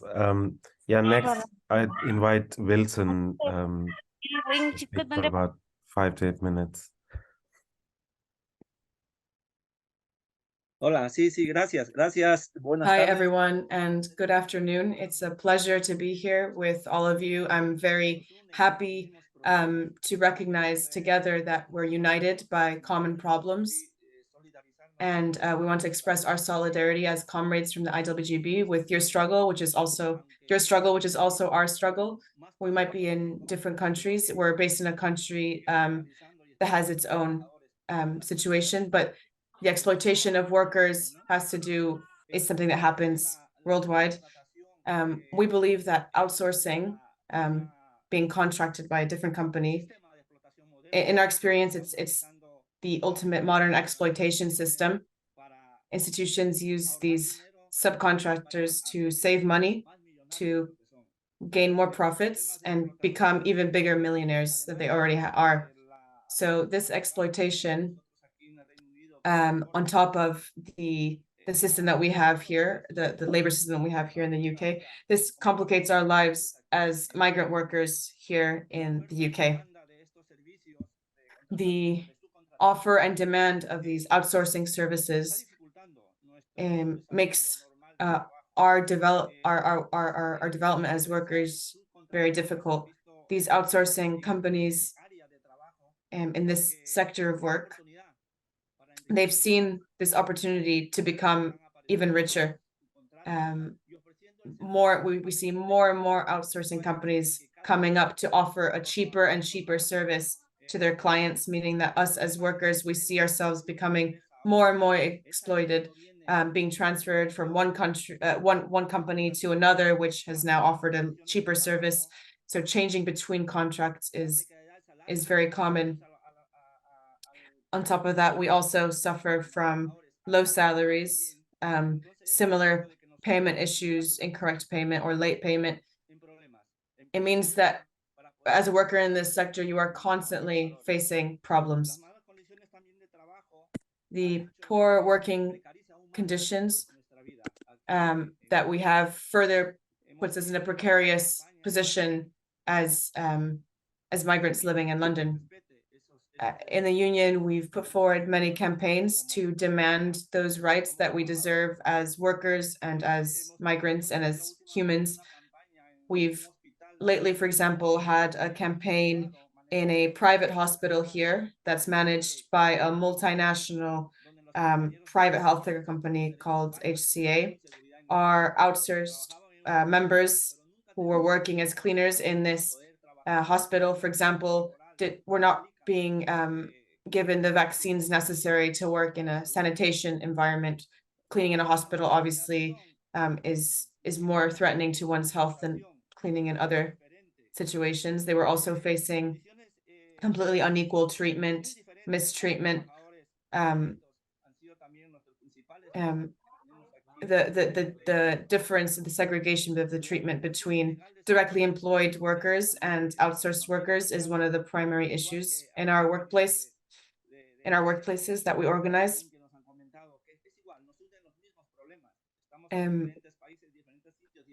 We suffer a lot of the things that were mentioned by our comrades completely resonate with the issues that we face. And it's so important to share these issues between us, to exchange and to generate solidarity for these reasons. The type of contracts, something else that was mentioned, has also been an issue for us as an organization, as a union. There's different kinds of contracts that people can receive. Many cleaners have 0-hour contracts. These are contracts which don't guarantee a minimum of hours that you need to work on a regular basis. So they can change. 1 week you can work more hours and the next week you could receive no hours, which obviously puts you in a very precarious position. So as a union, we try and examine all the contracts that our members bring us to be able to make them more permanent contracts that clearly detail the number of hours that they will work and that they will be paid for. It's really important for our members to be able to receive enough salary to be able to cover the costs of living in the UK. Sick pay is another huge issue for us. The minimum sick pay promised by the state is nothing. As cleaners, we make our money working long hours to cover our costs and to support family back home. But if we're ill, if we're off sick for 4 or more days, we only get about £100 per week, which is cannot cover any of our costs. So this is something that we're always demanding in campaigns for workers, our members, to be paid a full salary while they're on sick leave when they're off ill. So we push for this to be able to have our members treated as humans, that even if we're sick, we have to receive a pay to be able to survive and not have to come into work sick, for example. A lot of our work has to do with empowering our members to raise their voices, to not have fear, that united we can fight against this system of exploitation that's causing lots of damage to us individually and as a community. Because of the precarious conditions and the poor wages, many people are working 10, 11, 14 hours per day, which is no way to live. In my experience, I started to raise my voice at work, and then I started to organize my colleagues, trying to demonstrate to them that united, we can affect some of these changes to change our precarious working conditions. That first fight that I was a part of changed my life. I joined the union in 2012, which was the year that I migrated to the UK. And involving myself in the union changed my life because I learned what my rights were as a worker. I learned that I have rights as a worker. I learned that as a precarious worker, I have the right to ask for better, to organize and to fight with my comrades. A big takeaway for us is also making sure our members understand that the members themselves are the union. We can't affect any change without working together, without taking that initiative ourselves, that we're the only ones who can actually change anything. No one else will do it for us.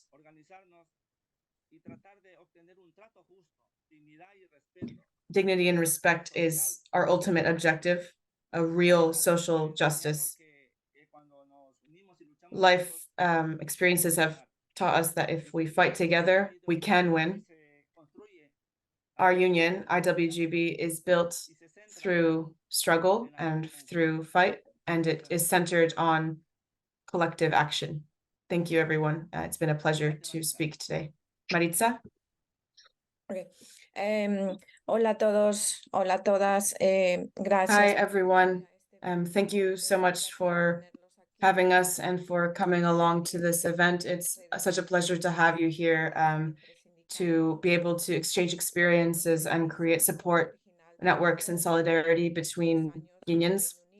My name is Maritza. I'm originally from Ecuador, and I've been living 10 years in the UK. I was working in the cleaning sector as a cleaner, and now I am vice president of the IWGB union, which I have been a member of for 10 years. In 2012, I came to the UK as just another migrant looking for a better life. But just as other migrants, I had to pass through many difficult situations, especially in terms of work. I found a job as being a cleaner in the University of London.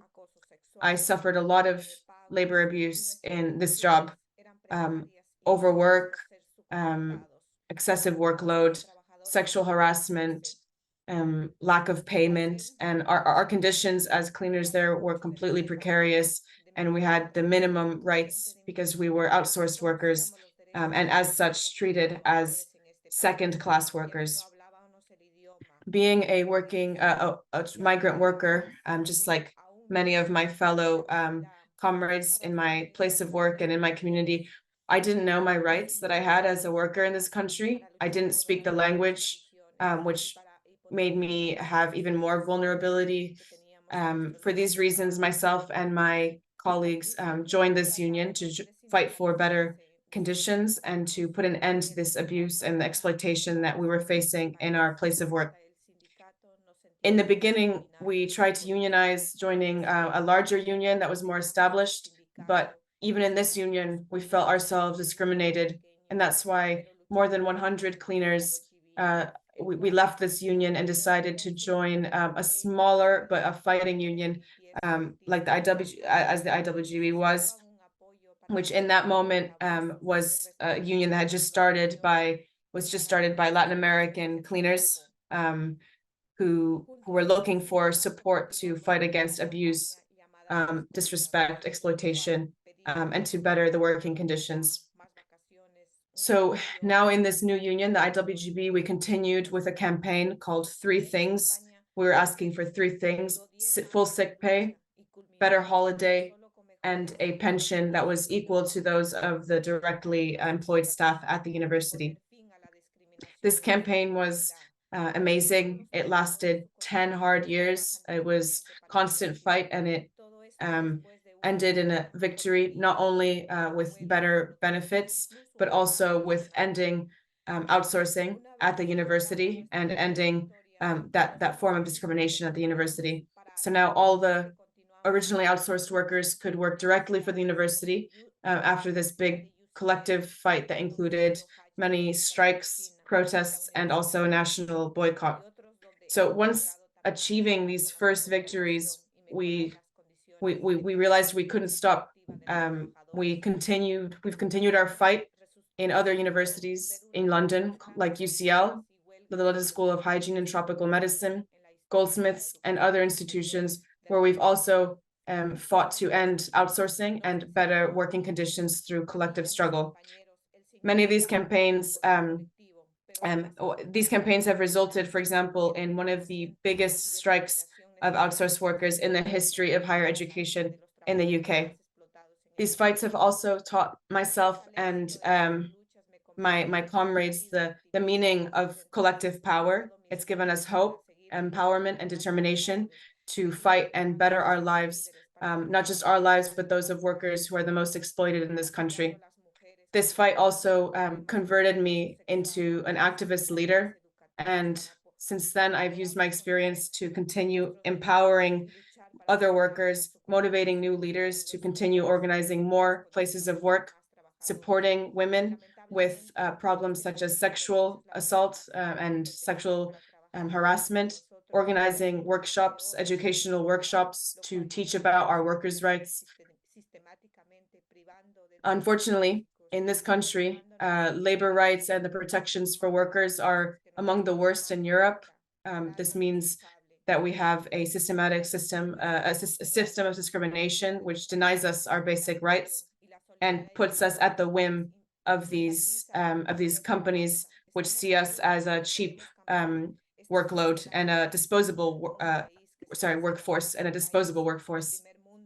This fight isn't easy, but with the collective fight of workers, support and solidarity with allies of our cause, we are sure that we can change this unjust system in the country that calls itself first world country, but unfortunately it permits that workers like us are exploited and mistreated. Thank you very much. Thank you so much, Maritza.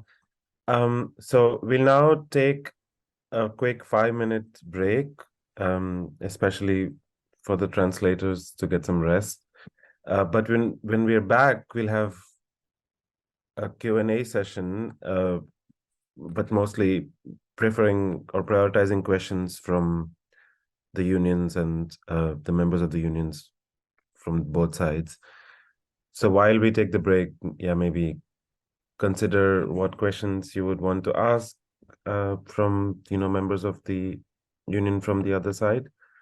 So we take a 5-minute break, and then once 5 minutes are done, I will unmute and start the session.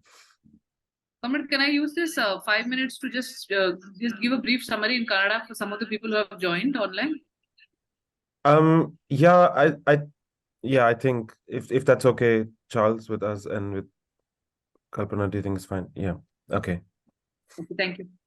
Comrades, ಇವಾಗ ಒಂದ್ 5 ನಿಮಿಷದಲ್ಲಿ ಏನೇನಾಗಿದೆ ಅಂತ ನಾನು ಸ್ವಲ್ಪ ಹೇಳ್ತೀನಿ. ಒಂದು comrade Nirmala ಅವ್ರು ಮಾತಾಡಿದ್ದು ನೀವು ಎಲ್ಲರೂ ಕೇಳ್ಕೊಂಡ್ರಿ. ಅದಾದ್ಮೇಲೆ ಕಾಮ್ರೇಡ್ ಸುಚೇತಾ ಅವರು ಅಲ್ಲಿ ಜವಾಹರ್ಲಾಲ್ ನೆಹರು ಯೂನಿವರ್ಸಿಟಿ ಅಂತ ಏನು ಒಂದು ಕಾಲೇಜ್ ಇದೆ, ಅಲ್ಲಿ ಹೋರಾಟಗಳ ಬಗ್ಗೆ ಅವ್ರು ಮಾತಾಡಿದ್ದು. ಅಲ್ಲಿ ಯಾವ ತರ ಕನಿಷ್ಠ ವೇತನ ಸಿಗ್ತಾ ಇರ್ಲಿಲ್ಲ, ಮತ್ತೆ ಗುತ್ತಿಗೆ ಪದ್ಧತಿ ಉಪಯೋಗಿಸ್ಕೊಂಡು ಜನನ ಹೇಗೆ ತುಳಿತಾ ಇದ್ದಾರೆ, ಮತ್ತೆ ಅಲ್ಲಿ ಹೇಗೆ ಒಂದು ESI PF ಯಾವ್ದು ಸಿಗ್ತಾ ಇಲ್ಲ ಅಂತ ಅದ್ರ ಬಗ್ಗೆ ಮಾತಾಡಿದ್ರು. ಮತ್ತೆ ಅಲ್ಲಿ ಹೇಗೆ ವಿದ್ಯಾರ್ಥಿಗಳು ಮತ್ತೆ ಕಾರ್ಮಿಕರು ಒಟ್ಟಿಗೆ ಸೇರ್ಕೊಂಡು ಅವ್ರು ಹೇಗೆ ಅವರು ಹೋರಾಟಗಳು ಮಾಡಿದ್ರು ಅಂತಾನು ಅವರು ವಿವರಿಸಿ ಮಾತಾಡಿದ್ರು. ಮುಖ್ಯವಾದ ಒಂದು ನಮ್ಮ ಹೋರಾಟ ಏನಿದೆ ಅಂದ್ರೆ ನಮ್ಮ ಎಲ್ಲರೂ ಪರ್ಮನೆಂಟ್ ಆಗ್ಬೇಕು ಅಂತ ಮಾತಾಡಿದ್ದು. ಮತ್ತೆ ಜಾತಿ ಮತ್ತೆ ಈ ಬಂಡವಾಳಶಾಹಿ ವ್ಯವಸ್ಥೆ ಹೇಗೆ ಒಟ್ಟಿಗೆ ಸೇರ್ಬಿಟ್ಟು ಜಾತಿ ಪದ್ಧತಿ ಇನ್ನೂ ಮುಂದೆ ನಡೆಸಲೇಬೇಕು ಅಂತ, ಮತ್ತೆ ಯಾರು ದಲಿತರಿದಾರೋ ಅವ್ರನ್ನ ತುಳಿತಾನೆ ಇರ್ಬೇಕು ಅಂತ ಹೇಗೆ ಮಾಡ್ಬೋದು ಅಂತ ನೋಡ್ತಾ ಇದ್ದಾರೆ. ಸೊ ಅವರು ಮತ್ತೆ ನಮ್ ಕೈಯಲ್ಲಿ ಇರೋದು ಒಂದೇ ಶಕ್ತಿ ಅಂದ್ರೆ ನಮ್ಮ ಸಂಘಟನೆ, ನಾವು ಒಟ್ಟಿಗೆ ಸೇರ್ಬಿಟ್ಟು ಹೋರಾಟ ಮಾಡೋದು, ಮತ್ತೆ ನಾವು ಒಟ್ಟಿಗೆ ಸೇರಿ ಒಂದು ಕಾರ್ಮಿಕರ ಒಂದು ಶಕ್ತಿ ಮಾತ್ರ ನಮ್ಮ ಮುಖ್ಯವಾದ ಒಂದು, ಅದರಿಂದಾನೇ ನಾವು ವಿರೋಧಿಸ್ಬೇಕಾಗತ್ತೆ ಅಂತ ಕಾಮ್ರೇಡ್ ಅವ್ರು ಮಾತಾಡಿದ್ರು. ಕಾಮ್ರೇಡ್ಸ್ IWGB ಬ್ರಿಟನ್ ಇಂದ ಯಾರು 3 ಕಾಮ್ರೇಡ್ಸ್ ಅವರು ಮಾತಾಡಿದ್ರು. ಅವರು ಮುಖ್ಯವಾಗಿ ಏನ್ ಹೇಳಿದ್ರಂದ್ರೆ, ಇಂಡಿಯಾದಲ್ಲಿ ಆಗ್ತಾ ಇರೋದು ನಾವು ಸುಮಾರು ವಿಷಯಗಳು ಇಲ್ಲೂ ನಾವು ನೋಡ್ತಾ ಇದ್ದೀವಿ. ಇಲ್ಲಿಂದ ಜಾತಿಯ ಒಂದು ವಿಷಯ ಏನಿದೆ ಅಂದ್ರೆ, ಅಲ್ಲಿ ಬೇರೆ ದೇಶಗಳಿಂದ ಅಲ್ಲ, ಅಂದ್ರೆ ಲ್ಯಾಟಿನ್ ಅಮೆರಿಕಾ ಅಂತ ಒಂದು ದೇಶಗಳಿಂದ ಬಂದು ಜನ ಏನ್ ಕೆಲಸ ಮಾಡ್ತಾ ಇದಾರೋ ಅವ್ರಿಗೆ ತುಂಬಾನೇ ತೊಂದರೆಗಳಾಗ್ತಾ ಇದೆ. ಅಲ್ಲೂ ಕೂಡ ಗುತ್ತಿಗೆ ಪದ್ಧತಿ ಮುಖಾಂತರ ಜನ ಮೇಲೆ ಶೋಷಣೆ ಆಗ್ತಾ ಇದೆ. ಕಾರ್ಮಿಕರಿಗೆ ಯಾವುದೇ ತರಹದ ಹಕ್ಕುಗಳು ಸರಿಯಾಗಿ ಕೊಡ್ತಾ ಇಲ್ಲ, ವೇತನ ಸರಿಯಾಗಿಲ್ಲ. ಮತ್ತೆ ಏನಾದ್ರೂ ಮಾತಾಡಿದ್ರೆ ಅವ್ರನ್ನ ಕೆಲಸದಿಂದ ಹೊರಗಡೆ ಹಾಕ್ತಾ ಇದ್ದಾರೆ. ಸೊ ಇದ್ರ ವಿರುದ್ಧ ಎಲ್ಲಾರು ಒಟ್ಟಿಗೆ ಸೇರ್ಬಿಟ್ಟು ಒಂದು ಮುಖ್ಯವಾದ ಹೋರಾಟ ಮಾಡ್ತಾ ಇರೋದು, ಈ ಗುತ್ತಿಗೆ ಪದ್ಧತಿ ಹೋಗ್ಬೇಕು. ಒಂದು ಕೆಲಸದ ವಾತಾವರಣದಲ್ಲಿ ಒಂದ್ ಭದ್ರತೆ ಇರ್ಬೇಕು, ಸಾಮಾಜಿಕ ಭದ್ರತೆ ಇರ್ಬೇಕು ಅಂತ ಹೋರಾಟ ಮಾಡ್ತಾ ಇದ್ದಾರೆ. ಈ ಹೋರಾಟದ ಭಾಗವಾಗಿ ಸುಮಾರು ವಿಷಯಗಳಿದೆ. ಒಂದು, ಅಲ್ಲಿ ಡೈರೆಕ್ಟ್ ಆಗಿ ಹೋಗ್ಬಿಟ್ಟು ಸ್ಟ್ರೈಕ್ ಗಳು ಮಾಡೋದಿರ್ಬೋದು, ಆತರ ಒಂದು ಹೋರಾಟ ಇರ್ಬೋದು. ಇಲ್ಲಾಂದ್ರೆ ಯಾರು ಕಾಂಟ್ರಾಕ್ಟ್ ತಗೊಂಡಿದಾರೋ, ಇಲ್ಲಾಂದ್ರೆ ಕಂಪನಿ ಯಾರಿದಾರೋ ಅವ್ರ ವಿರುದ್ಧ ಒಂದು ಹೋರಾಟಗಳು ಮಾಡೋದಿರ್ಬೋದು. ಮತ್ತೆ ಮುಖ್ಯವಾಗಿ ಅವ್ರು ಏನ್ ಹೇಳಿದ್ರು ಅಂದ್ರೆ, ನಾವು ಇವಾಗ ಬೇರೆ ದೇಶಗಳಲ್ಲಿ ಇರ್ಬೋದು, ಆದ್ರೆ ನಾವು ಬೇರೆ ಬೇರೆ ಹೋರಾಟಗಳ ಜೊತೆ, ಬೇರೆ ಬೇರೆ ಶೋಷಣೆ ಆಗಿರೋ ಜನಾಂಗ ಜೊತೆ ನಾವು ಒಟ್ಟಿಗೆ ಸೇರ್ಬಿಟ್ಟು ನಾವು ಯಾವ ತರ ಮಾಡ್ಬೋದು, ಯಾವ ತರ ಒಟ್ಟಿಗೆ ಸೇರಿ ನಾವು ಒಗ್ಗಟ್ಟಾಗಿ ನಮ್ಮ ಹೋರಾಟನ ನಾವು ಮುಂದೆ ತಗೊಂಡು ಹೋಗ್ಬೋದು ಅಂತಾನು ನಾವು ಅದು ತುಂಬಾನೇ ಮುಖ್ಯವಾದ ವಿಷಯ. ಸೊ ನಾವು ಈ ಒಂದು ಮೀಟಿಂಗ್ ನಾವ್ ಏನ್ ಮಾಡ್ತಾ ಇದೀವೋ ಅದು ತುಂಬಾ ಮುಖ್ಯವಾಗಿರೋದು ಅಂತ ಅವ್ರು ಮಾತಾಡಿದ್ರು. ಈಗ ಒಂದ್ 2 ನಿಮಿಷ ಬ್ರೇಕ್ ಇದೆ. ಅದಾದ್ಮೇಲೆ ನಿಮ್ಗೆ ಅಲ್ಲಾಗ್ತಾ ಇರೋ ವ್ಯವಸ್ಥೆ ಬಗ್ಗೆ ಏನಾದ್ರು ಪ್ರಶ್ನೆಗಳಿದ್ರೆ, ನಾವು ಹೇಗೆ ಮುಂದೆ ತಗೊಂಡು ಹೋಗ್ಬೋದು ಅಂತ ನಿಮ್ಗೆ ಏನಾದ್ರು ಐಡಿಯಾಗಳಿದ್ರೆ ನೀವು ಮುಂದೆ ಇಡ್ಬೋದು. Thank you comrades. Sorry, Charles, yeah. I can't find the raise the hand function, but I think something that a lot of us are, would want to hear, particularly from our side, is, when organizing with precarious workers, people who face precarity, whether it be because of their labor contracts or because of their social status in society as marginalized. I think, a large barrier to overcome when taking action is that of fear. So I wanted to maybe hear from, my question for the comrades in India is that, is that something that you encounter periodically, within organizing, and what are the ways that you overcome fear among workers from taking action to better their conditions? I think Comrade Nirmala would be the best person to respond to the specific question that how, to overcome the fear of the workers in the face of such crackdown in terms of unionizing. What I just forgot to mention in what I spoke earlier is that along with the other kind of oppression that the sanitation workers face, in a very recent incident, what we faced and what comrades in Bangalore also faced, I know, is that their right to contest election, even in participatory election, there is a systematic way to stop them from contesting election. So in a very recent incident, last year December only, there was municipality corporation, there was election for councillor for municipality corporation. So one of the sanitation workers of JNU was a candidate from our party, CPIML Liberation, and he got a retrenchment notice from the service provider saying that because you are a contract worker, you cannot contest election, you cannot participate in campaigning, you cannot become a polling agent or a counting agent. In essence, you cannot participate in the process of election just because you are a contract worker.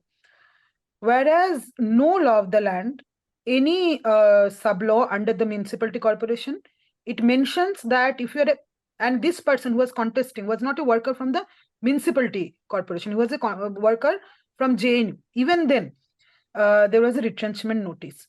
So, but we fought it back and the retrenchment notice was taken back.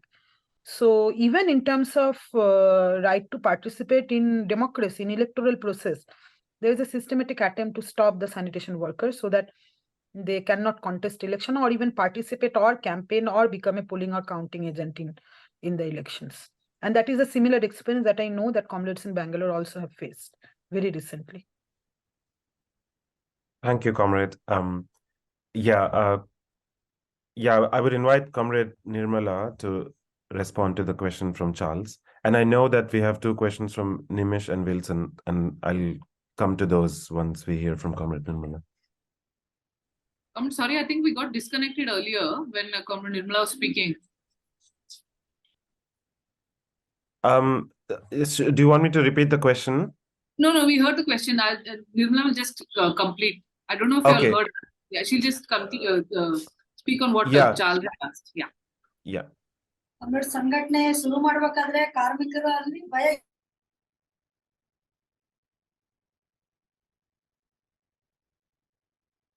ಇರೋದ್ರಿಂದ union ಮಾಡಿದ್ರೆ ನಮ್ಗೆ ತೆಗೆದು ಬಿಡ್ತಾರೆ ಅನ್ನೋದೊಂದು ಹೆದರಿಕೆ. ಆ ಭಯ ಹೋಗ್ಬೇಕಂದ್ರೆ ನಾವು ಸತತವಾಗಿ ಅವ್ರ ಜೊತೆಲಿ ಇರ್ಬೇಕು. ಸಮಸ್ಯೆ ಆದಾಗ ಮತ್ತೆ ಅವ್ರ ಜೊತೆ ನಿಂತ್ಕೋಬೇಕು. ನಮಗೂ ಇಲ್ಲಿ MLA ಎಲೆಕ್ಷನ್ ಟೈಮ್ ಅಲ್ಲಿ ನಮ್ಗೆ ಅಂಗಡಿ ಅಪ್ಪಣ್ಣವರು ಇದ್ರು. ಸುಮಾರು ಜನ ಪೌರ ಕಾರ್ಮಿಕರು ಕ್ಯಾನ್ವರ್ಸ್ ಮಾಡಕ್ ಹೋದಾಗ ಅವ್ರಿಗೂ ಕೂಡ ಬಯೋಮೆಟ್ರಿಕ್ ನಿಲ್ಸಿದ್ರು. ನೀವು ರಾಜಕೀಯವಾಗಿ ಹೋಗಂಗಿಲ್ಲ, ನೀವು ಪೌರ ಕಾರ್ಮಿಕರು, ನೀವ್ ಯಾಕೆ ಹೋಗ್ತೀರಾ ಅದ್ರಲ್ಲೆಲ್ಲ ಪಾಲ್ಗೊಳ್ಬಾರ್ದು ಅಂತ ಹೇಳಿ ಬಯೋಮೆಟ್ರಿಕ್ ನಿಲ್ಲಿಸ್ಬಿಟ್ಟು ಕೆಲ್ಸಕ್ಕೆ ಬರ್ಬೇಡಿ ಅಂತ ಹೇಳಿದ್ರು. ಆದ್ರೆ ನಾವು ಪೌರ ಕಾರ್ಮಿಕರು ಇಲ್ಲ, ನಾವು ಹೋಗ್ತೀವಿ, ನಾವ್ ಯಾಕೆ ಹೋಗ್ಬಾರ್ದು, ಅದು ನಮ್ ಪಕ್ಷನೇ, ನಾವು ಕೆಲಸ ಹೋಗಿ ಮಾಡ್ಲೇಬೇಕಂತ ಹೇಳಿ ತಿರ್ಗಾ ಬಯೋಮೆಟ್ರಿಕ್ ಹೋದ್ರು ಕೂಡ ಯಾರು ಹೆದರ್ಲಿಲ್ಲ. ಆಮೇಲೆ BBMP ಹೋಗಿ ಲೆಟರ್ ಕೊಟ್ಟು ಪುನಃ ಅವ್ರಿಗೆ ಬಯೋಮೆಟ್ರಿಕ್ ಬರೋ ತರ ಮಾಡಿ ಮತ್ತೆ ಕೆಲಸ ಶುರು ಮಾಡಿದ್ದಾರೆ. ಯಾಕಂದ್ರೆ ಹೆದರಿಕೆ ಇದ್ದಾಗ ನಾವು ಅವ್ರ ಜೊತೆ ಸತತವಾಗಿ ಇರ್ಲೇಬೇಕು. ಅವಾಗ ಅವ್ರಿಗೆ ಭಯನ ಹೋಗುತ್ತೆ. ಯಾಕಂದ್ರೆ ನಾವಿಲ್ಲ ಅಂದ್ರೆ ಅವ್ರಿಗೆ ಹೆದರಿಕೆ ಜಾಸ್ತಿ ಆಗುತ್ತೆ. ಹಂಗಾಗಿ ನಾವು ಜೊತೆಲಿದ್ದು ಸಮಸ್ಯೆ ಇದ್ದಾಗೂ ಸರಿ, ಏನೇ ಪ್ರಾಬ್ಲಮ್ ಆದ್ರೆ ನಾವು ಜೊತೆ ಇರ್ತೀವಂತ ಹೇಳೇನೆ ನಾವು ಅವ್ರಿಗೆ ಧೈರ್ಯ ತುಂಬಿಸ್ಬೇಕು. ಅವಾಗ ಅವ್ರು ಇಂಡಿಪೆಂಡೆಂಟ್ ಆಗಿ ಮಾತಾಡ್ತಾರೆ, ಮಸ್ಟರೈಸ್ ಹೋಗಿ ಮೀಟಿಂಗ್ಗಳು ಮಾಡ್ತಾರೆ. ಅವಾಗ ಅವರಿಗೆ ಧೈರ್ಯ ಬರುತ್ತೆ. So, Comrade said that the fear is one of the biggest challenges that we see when we go to unionize, and that workers are inevitably extremely scared of losing their job or not, or facing other troubles in work when we go to do the organizing. But it is only by continuously being there to ensure if there is any trouble that takes place, and continuously ensuring our intervention whenever there is any issue faced by workers, that we are able to get rid of the fear that is there. And today, through consistent work, at least in several areas, what has happened is people who were themselves extremely scared to speak out, now they themselves are going to different areas and organizing and unionizing. And like Sucheta was saying, even in Bangalore, we faced an attack on the political rights of workers, and where workers were campaigning for people from the CPIML who had stood for election. They were actually removed. They were actually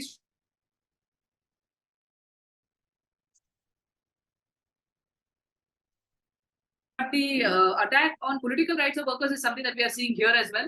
And the only real way to face it is to continue. It's by continuously standing with the workers to ensure that that their issues are met and their fears are brought down. Thank you, Comrade Nirmala. Yeah, Nimish, if you can unmute and ask your question. Hi, I'm from Pune, India, and my question is to I think all the organizers here. Post 2008, and especially in the last few years, we're seeing economically, politically, and socially as well, the situation deteriorating rapidly. Contractualization has increased everywhere, and it has lengthened working hours. Fascism is literally knocking at our doors in almost all major democracies all over the world. And my question is, so in my experience of organizing, I am seeing that the conventional forms of organizing and also, what is the constant, consistent activity of a workers' union. The conventional forms of these activities, or even organizing demonstrations and protests, are their efficacy is decreasing, or they have stopped being effective altogether. So my question is that in the light of what we are seeing around us, have all of you tried any new forms of, so for example, especially with, so I have worked with construction workers, and they're also an important facet of the daily workings of the union is basically educating the workers, not just about their rights, but literacy, adult literacy becomes an important part of the daily functioning of the union, and etc., etc. So have any of the organizers here experimented with any new forms of just daily activity, or even organizing, or there was a brief mention of the genocide in Palestine. So we were also trying to have a teach-in for all of our workers, and even there I have noticed this, that the efficacy of a conventional union classroom or even pamphleteering is decreasing. So my question is, have any of the organizers here experimented with any new forms of or any new methods of organizing or even carrying out daily routine functions of a union, and what their experience has been? Thank you, Thank Nimish. Yeah, I was thinking maybe I'll take a few questions together. So from Nimish, we have a question about if we're employing any new ways of organizing, because some of the conventional ways are perhaps losing their efficacies. And we also have a question in the chat from Jose about how many people are part of the Dalit caste and how large is the scale of this discrimination. And maybe I come to Comrade Sucheta for that question. But before that, I'll take a question also from Wilson. Yeah, Wilson, please unmute yourself and ask the question. Sí. A mí me gustaría Yes, saber. thank you. I would like to know, and I have this doubt. We're obviously where we are, we see a lot of Indian manufacturing present in our lives, made in India. I was wondering about, one second, I need to clarify. Sí, que me gustaría saber. Sí. ¿Cuál es el salario mínimo? Oh, legal? yes. What is the minimum wage that manufacturing workers in India get, and how does that compare to sanitation workers and other workers? Thank you so much, Wilson. So does someone from IWGB want to take the first question, which is about experimenting with newer ways of organizing? And then I would ask Comrade Sucheta to answer the next two questions about the scale of caste discrimination and minimum wage in Indian manufacturing sector.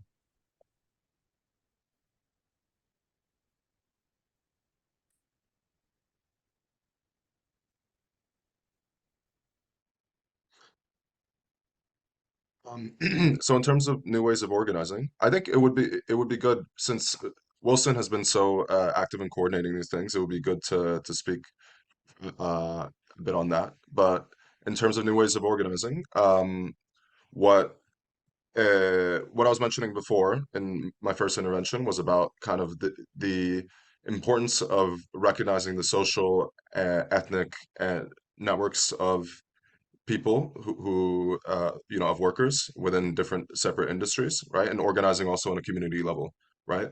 And recognizing people's needs outside of work as well. Beyond, because precarity isn't something that just happens in the workplace. It's something that affects every facet of your life, right? Whether it be your housing situation, your migration status, your ability to access basic needs of life. So having networks of support to fight for those rights as well outside of the workplace, I think, have been extremely important for us, as well as our growth as a branch within the cleaners branch of the union and as a union in general. And we see again with a lot of speaking a bit maybe outside of the experience of outsourced cleaners, a lot of the gig economy people have been incorrectly categorized as non-workers, right? So a lot of what the needs like that people face are based around maybe legal, for delivery workers, for example, precarity and immigration raids, and organizing against that and notifying of people of where those raids and checks are happening, and fighting back against it with other left-wing and worker organizations. I can speak a bit on that. Maybe I'm not sure if any other comrades, if Wilson or Mirza want to maybe talk about some of the other ways that maybe we organize in a non-traditional way.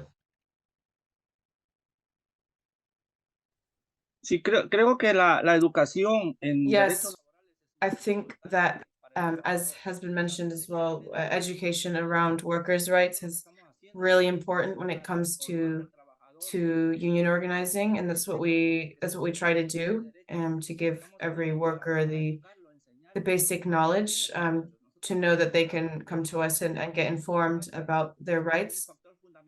It's one of our fundamental pillars, to also change the mentality that these workers have, that they can take ownership and know that they do have rights.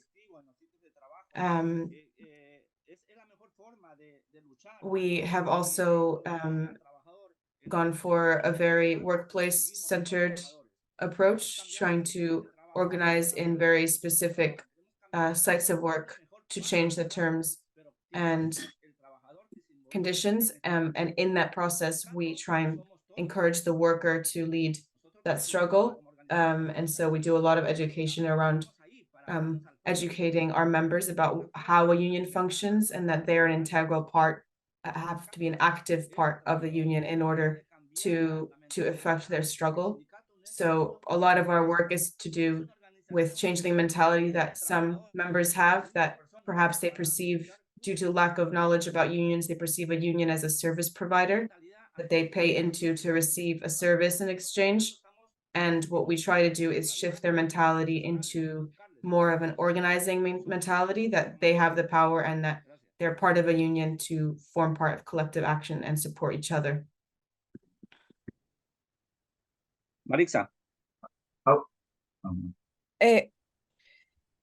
Yo quiero agregar esto, nosotros como I'd like to add, as a sindicatos, union, we have been organizing for many years different types of workers.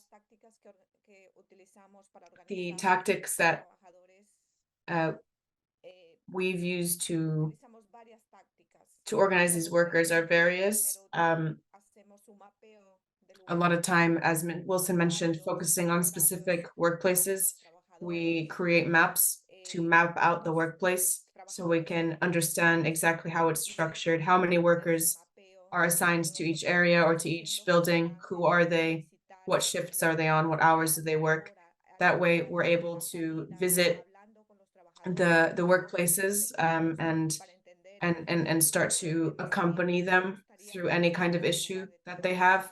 But our starting point is always having conversations with the workers to hear what problems they are having, not imposing things onto them, but hearing from them what are their pressing issues.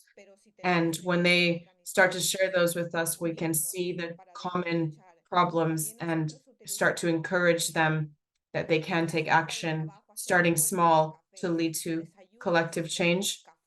At the one of the universities we organize, we have a coffee and breakfast stall that we set up at the time of the end of certain shifts and the beginning of others, so that they can come share some breakfast and have a conversation with us, where we can also speak with them in less of a formal context and just have a chat over some coffee to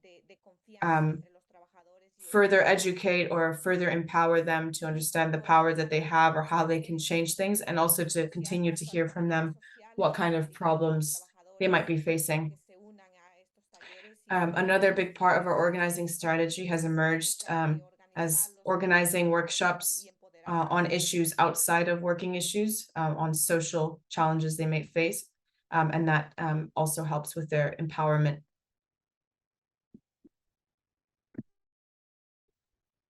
Thank you so much, Mirza. Can I just add something quickly? Sure, Henry.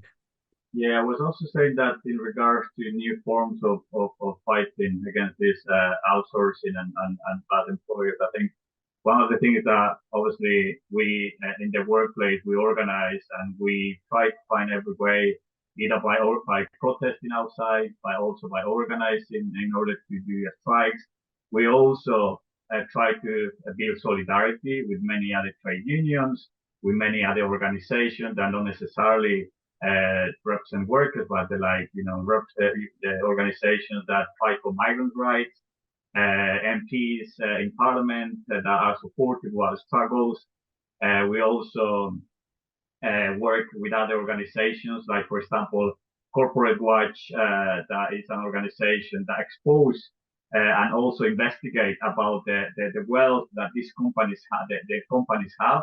So we try to target them as well, and also we try to teach. Once this organization investigate about the wealth, we use that to expose the millions that they're making, and despite that they're exploiting the cleaners in this country. But we also, once we have the evidence of that from the research done by this organization that is helping us, we also use that to teach our members so they realize that they are not asking much, that they are asking something that is decent, that they are able to pay.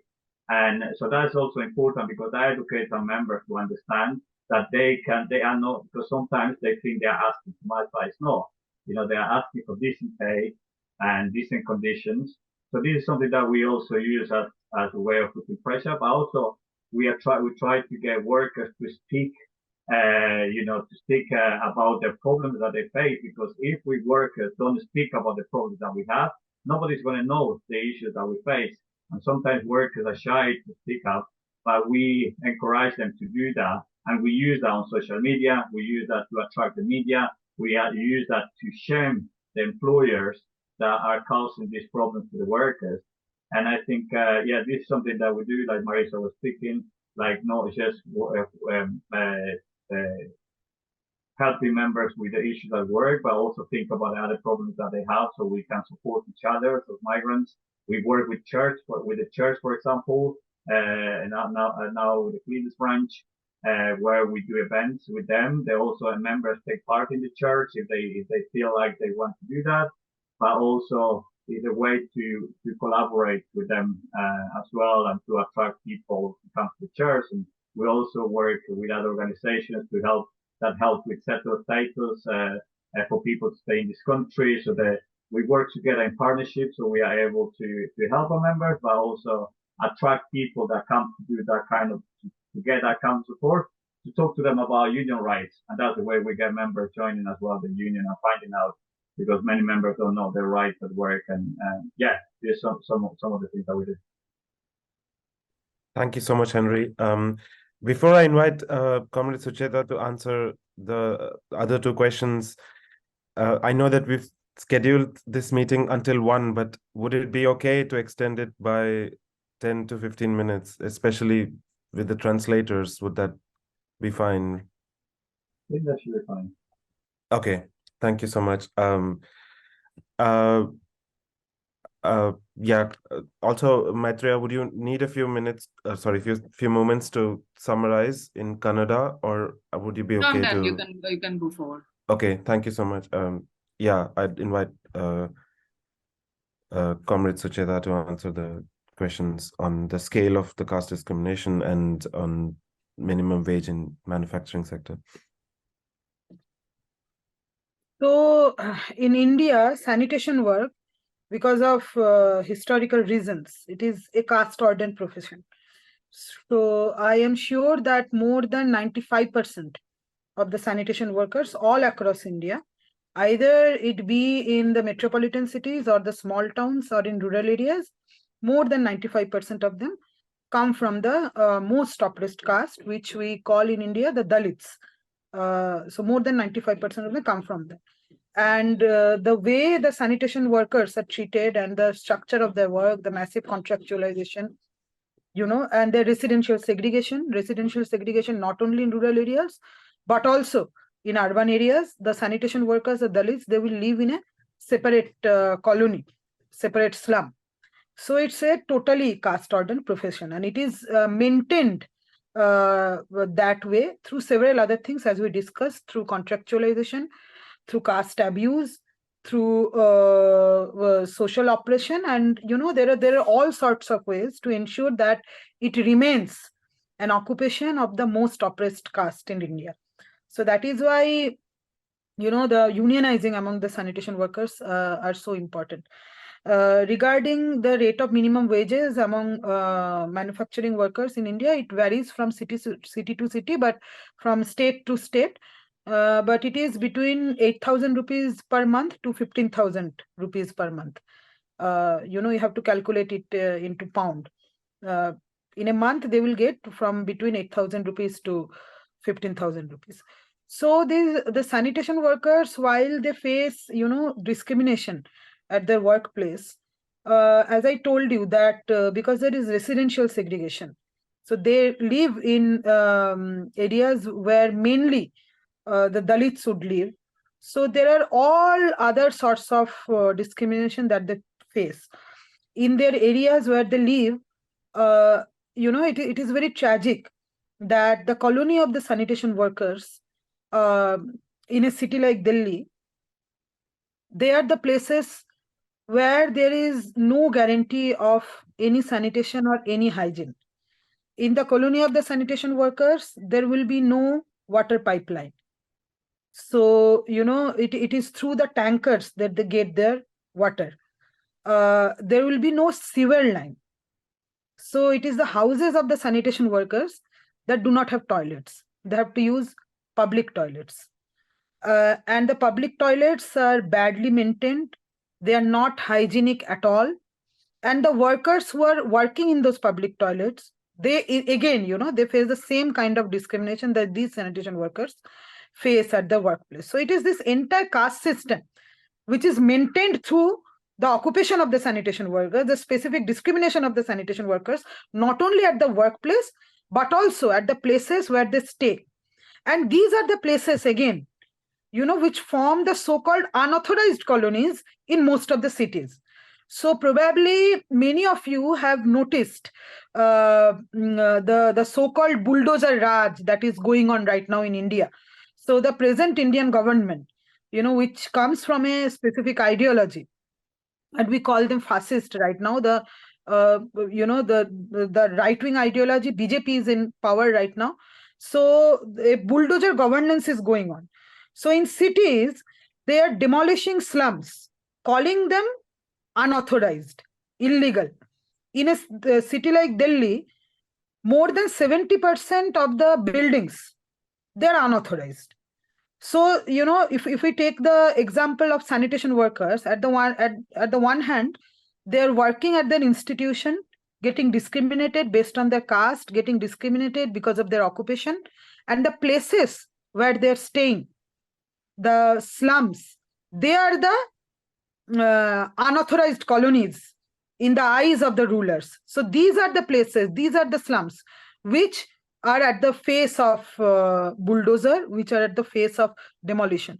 So we have often seen that these workers, they are not only fighting for their dignified working condition at their workplaces, but also they are fighting against this bulldozer Raj. They are fighting against demolition of their houses, of their slums, and these demolitions are happening without any guarantee of any kind of rehabilitation. So at the one hand, at their workplaces, they're facing this threat of retrenchment if they're unionizing, and on the other hand, at the residential places, they're facing this threat of demolition at any point of time because they live in these so-called unauthorized colonies.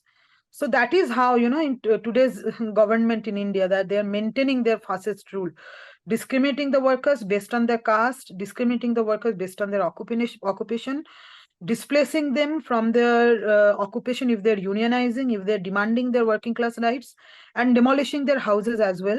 And while they're living in these segregated colonies, in the caste segregated colonies, denying any civic amenities like access to access to clean drinking water, access to clean bathing water, access even to sewer lines, access even to toilets.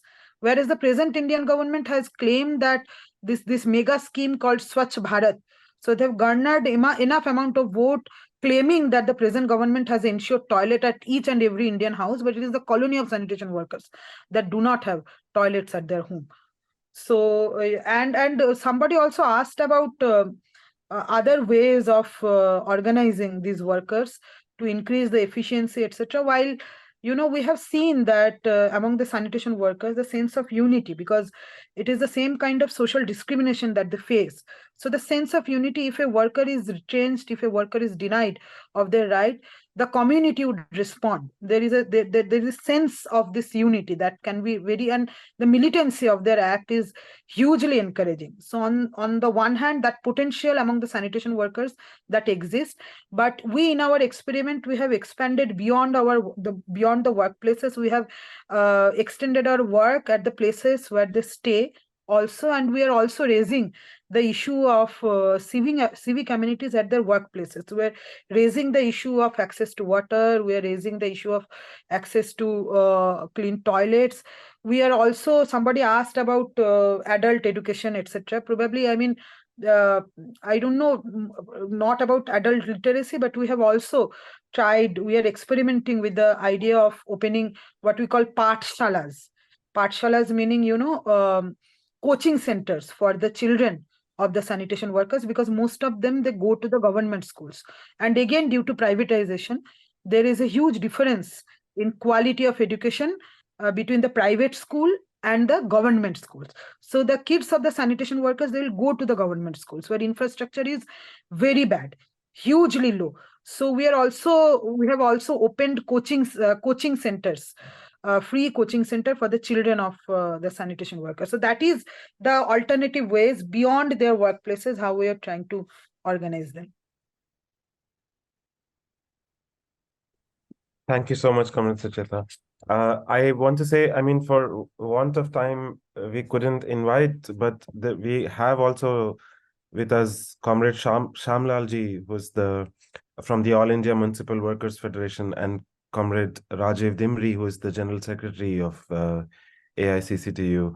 But if you do have any questions or insights, then yeah, please raise a hand and I'll invite you to unmute yourself.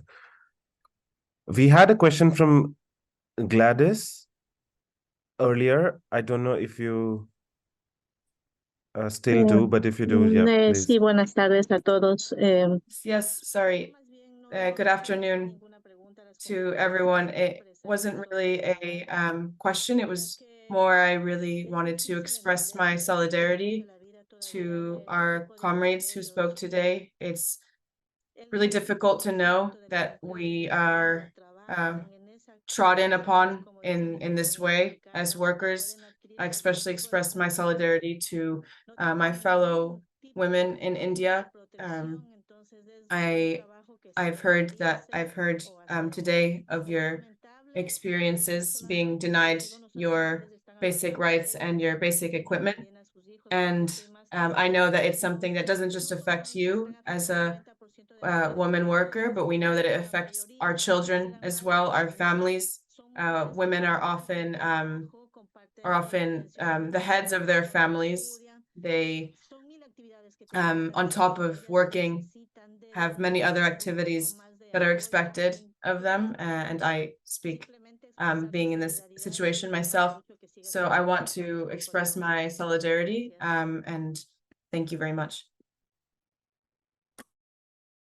Thank you so much, Gladys.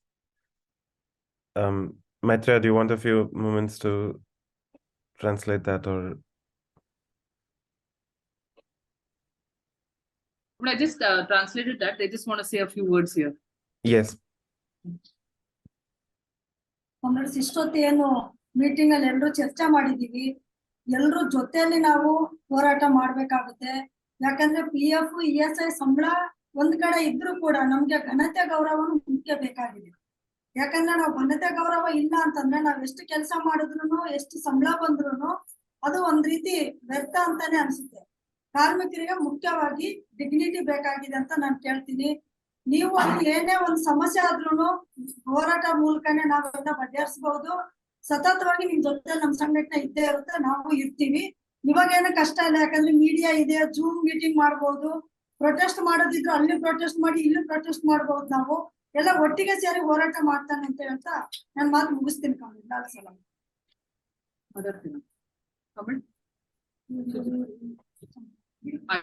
Comrade just said that what was we heard what was said, and and our main fight in the commonality lies in the fight for dignity, and in this fight for dignity we are all in this together, and we express our complete solidarity with with comrades from London, and we hope that we can come up with ways to in which we can actually work together going forward and take the struggle for a dignified life together forward.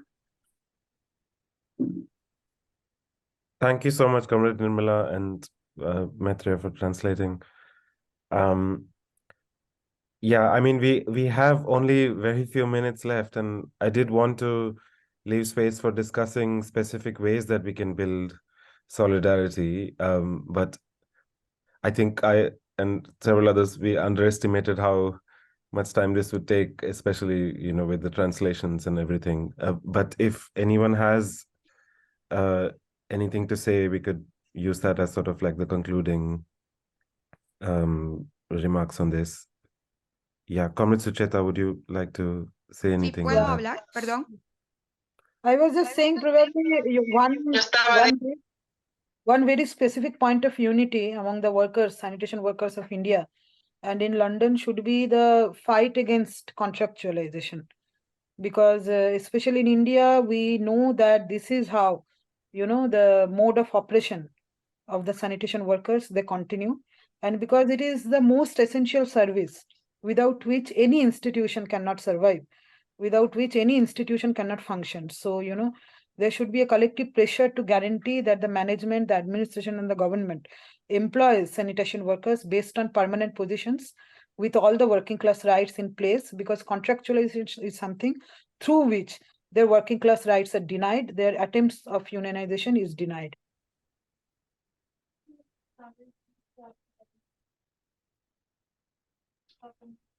Thank you so much, Comrade Sucheta. Yeah, we have, I think, 5 more minutes. If there are any other questions or points that someone wants to quickly make, then we have a bit of space for that. Ya no me sale la opción levantar la mano y tampoco.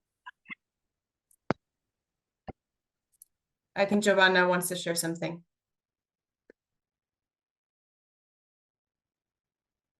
¿Me escucha? Sí. Yeah, please go ahead. Sí, no me salía la opción de levantar la mano, pero bueno. Sorry, the option for raising my hand wasn't coming up for me. El principal motivo y aflicción de los trabajadores de India es pues su aflicción por buscar. It sounds that there's this shared issue that our colleagues in India are facing, which is kind of the limitation that you have to change your position, especially with kind of this rejection on a caste basis. I'm sending lots of strength and solidarity to all of you in this fight. It's a shared condition of many workers across the country, especially now after the pandemic.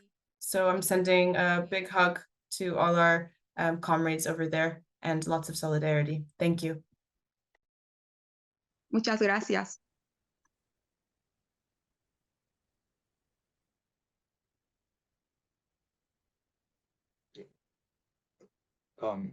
Sorry, I have a quick question on Sucheta's point. Are the entities involved in contractualization in India, and are they multinationals as well? Like, because we have multinationals here, it'd be interesting to see maybe in a follow-up, any kind of follow-up communication if we're fighting against some of the same companies as well on a concrete level. I am sure yeah, there I are see. I'm sure there are multinational companies involved. I mean, in our experience, we have only faced the companies who are from here, but I'm sure multinational companies are involved because it is it is something which has to exist in every institution. It's the most essential form of work. So multinational companies are involved, definitely. So yes, that can be another point of unity among the workers of India and the workers of London. Thank you so much. If someone has any research on the specific companies involved, then yeah, we could also try and share that later, because since we have also the list of participants here. We have one question from, because it says iPhone. I'm not sure about the name, but you can, if you can unmute and just ask the question or so. Hi. Yes. My name is Narcisa Perez.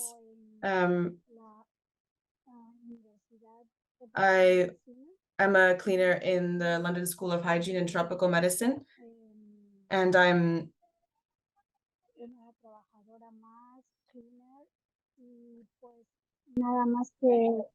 just wanted to send my my support for all of you, my solidarity to not give up, that our struggle is continuous. And that's what I wanted to share. Sorry, I'm a bit nervous. I want to express my unconditional support for everything that you're sharing.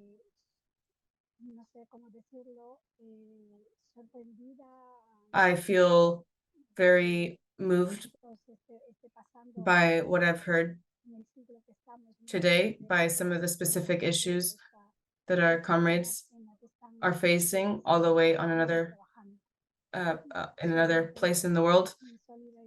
So my total solidarity and hugs to all. Thank you. Thank you so much, Narcisa, and thank you, Sophia, for translating and also for staying for longer than scheduled. I think, yeah, that we will conclude the meeting here. If you have written on a piece of paper justice for cleaners, I think. Sorry, Sure, quickly, I'm Charles. going to end the interpretation, and everyone's going to be in the same channel. I'm just going to sequentially interpret into Spanish from you, and vice versa as well. Before we end.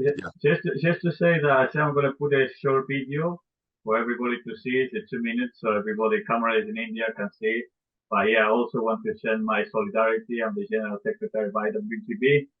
And I would say, I just want to say, lastly, that it's important that we organize, but it's important that cleaners also think about taking part in the organization, be in the positions of leadership.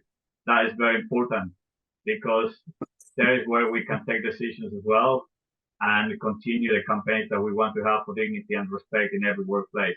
So I want to send you my solidarity, and just so you know that IWGB is always happy to work with you, send statements of solidarity or send letters to the bosses in India to show support in any way. We're always happy to do that. And we hope to continue having these events, which are very important, so we understand the similarities that we have, and not because we live in a so-called first world country, we don't have the same issues. It seems that we all have something in common that unfortunately people, migrant workers, are treated the same in this country. So yeah, I just want to put a short video, then we can do the picture, yeah? Voy a poner un video ahora y después tomamos una foto, ponemos las cámaras, así ustedes lo escriban en su idioma, ya tipo cleaners o solidaridad, lo que quieran para que quede como recuerdo, ¿ok? Ahora voy al video. We are campaigning to have the University of London bring all of the outsourced workers back in-house and put them on the same terms and conditions that direct employees have.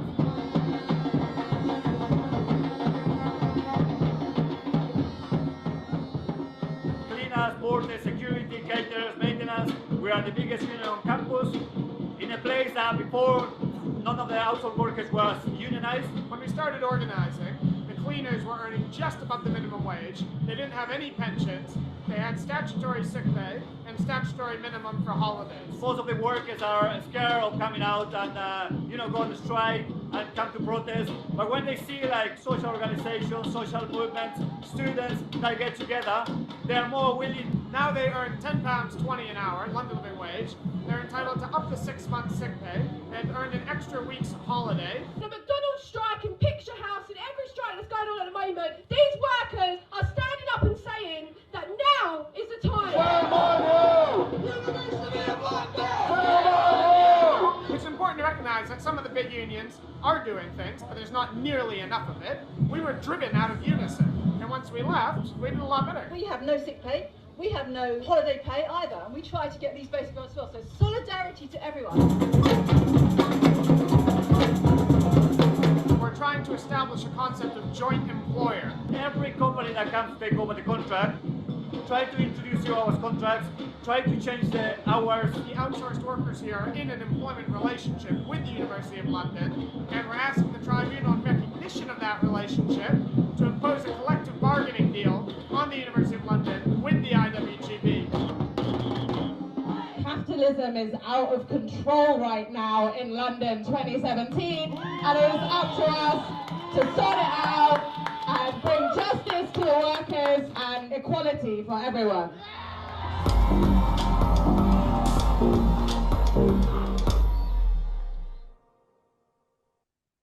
Nice. That's that's an example of the campaigns that we have here in London.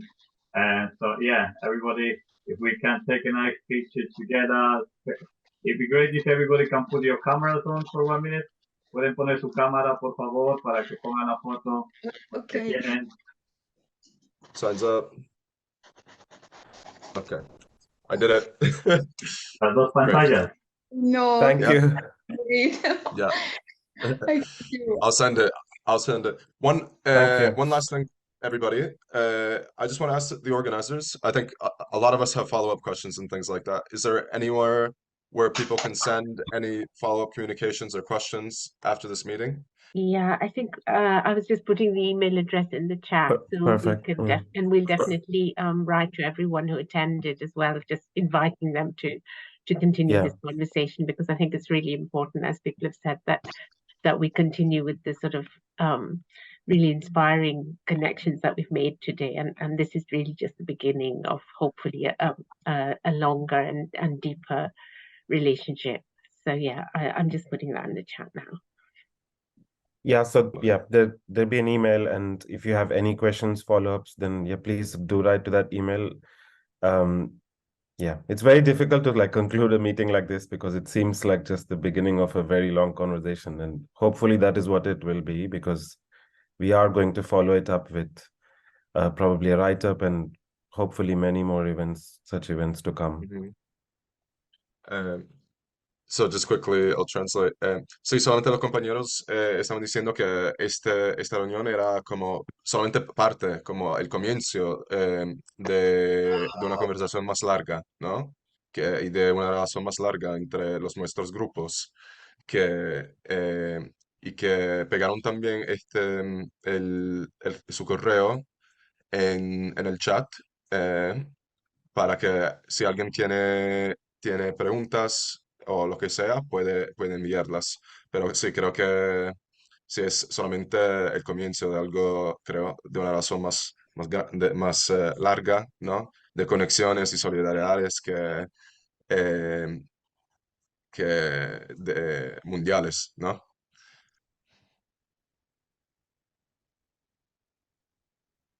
Thank you so much, everyone.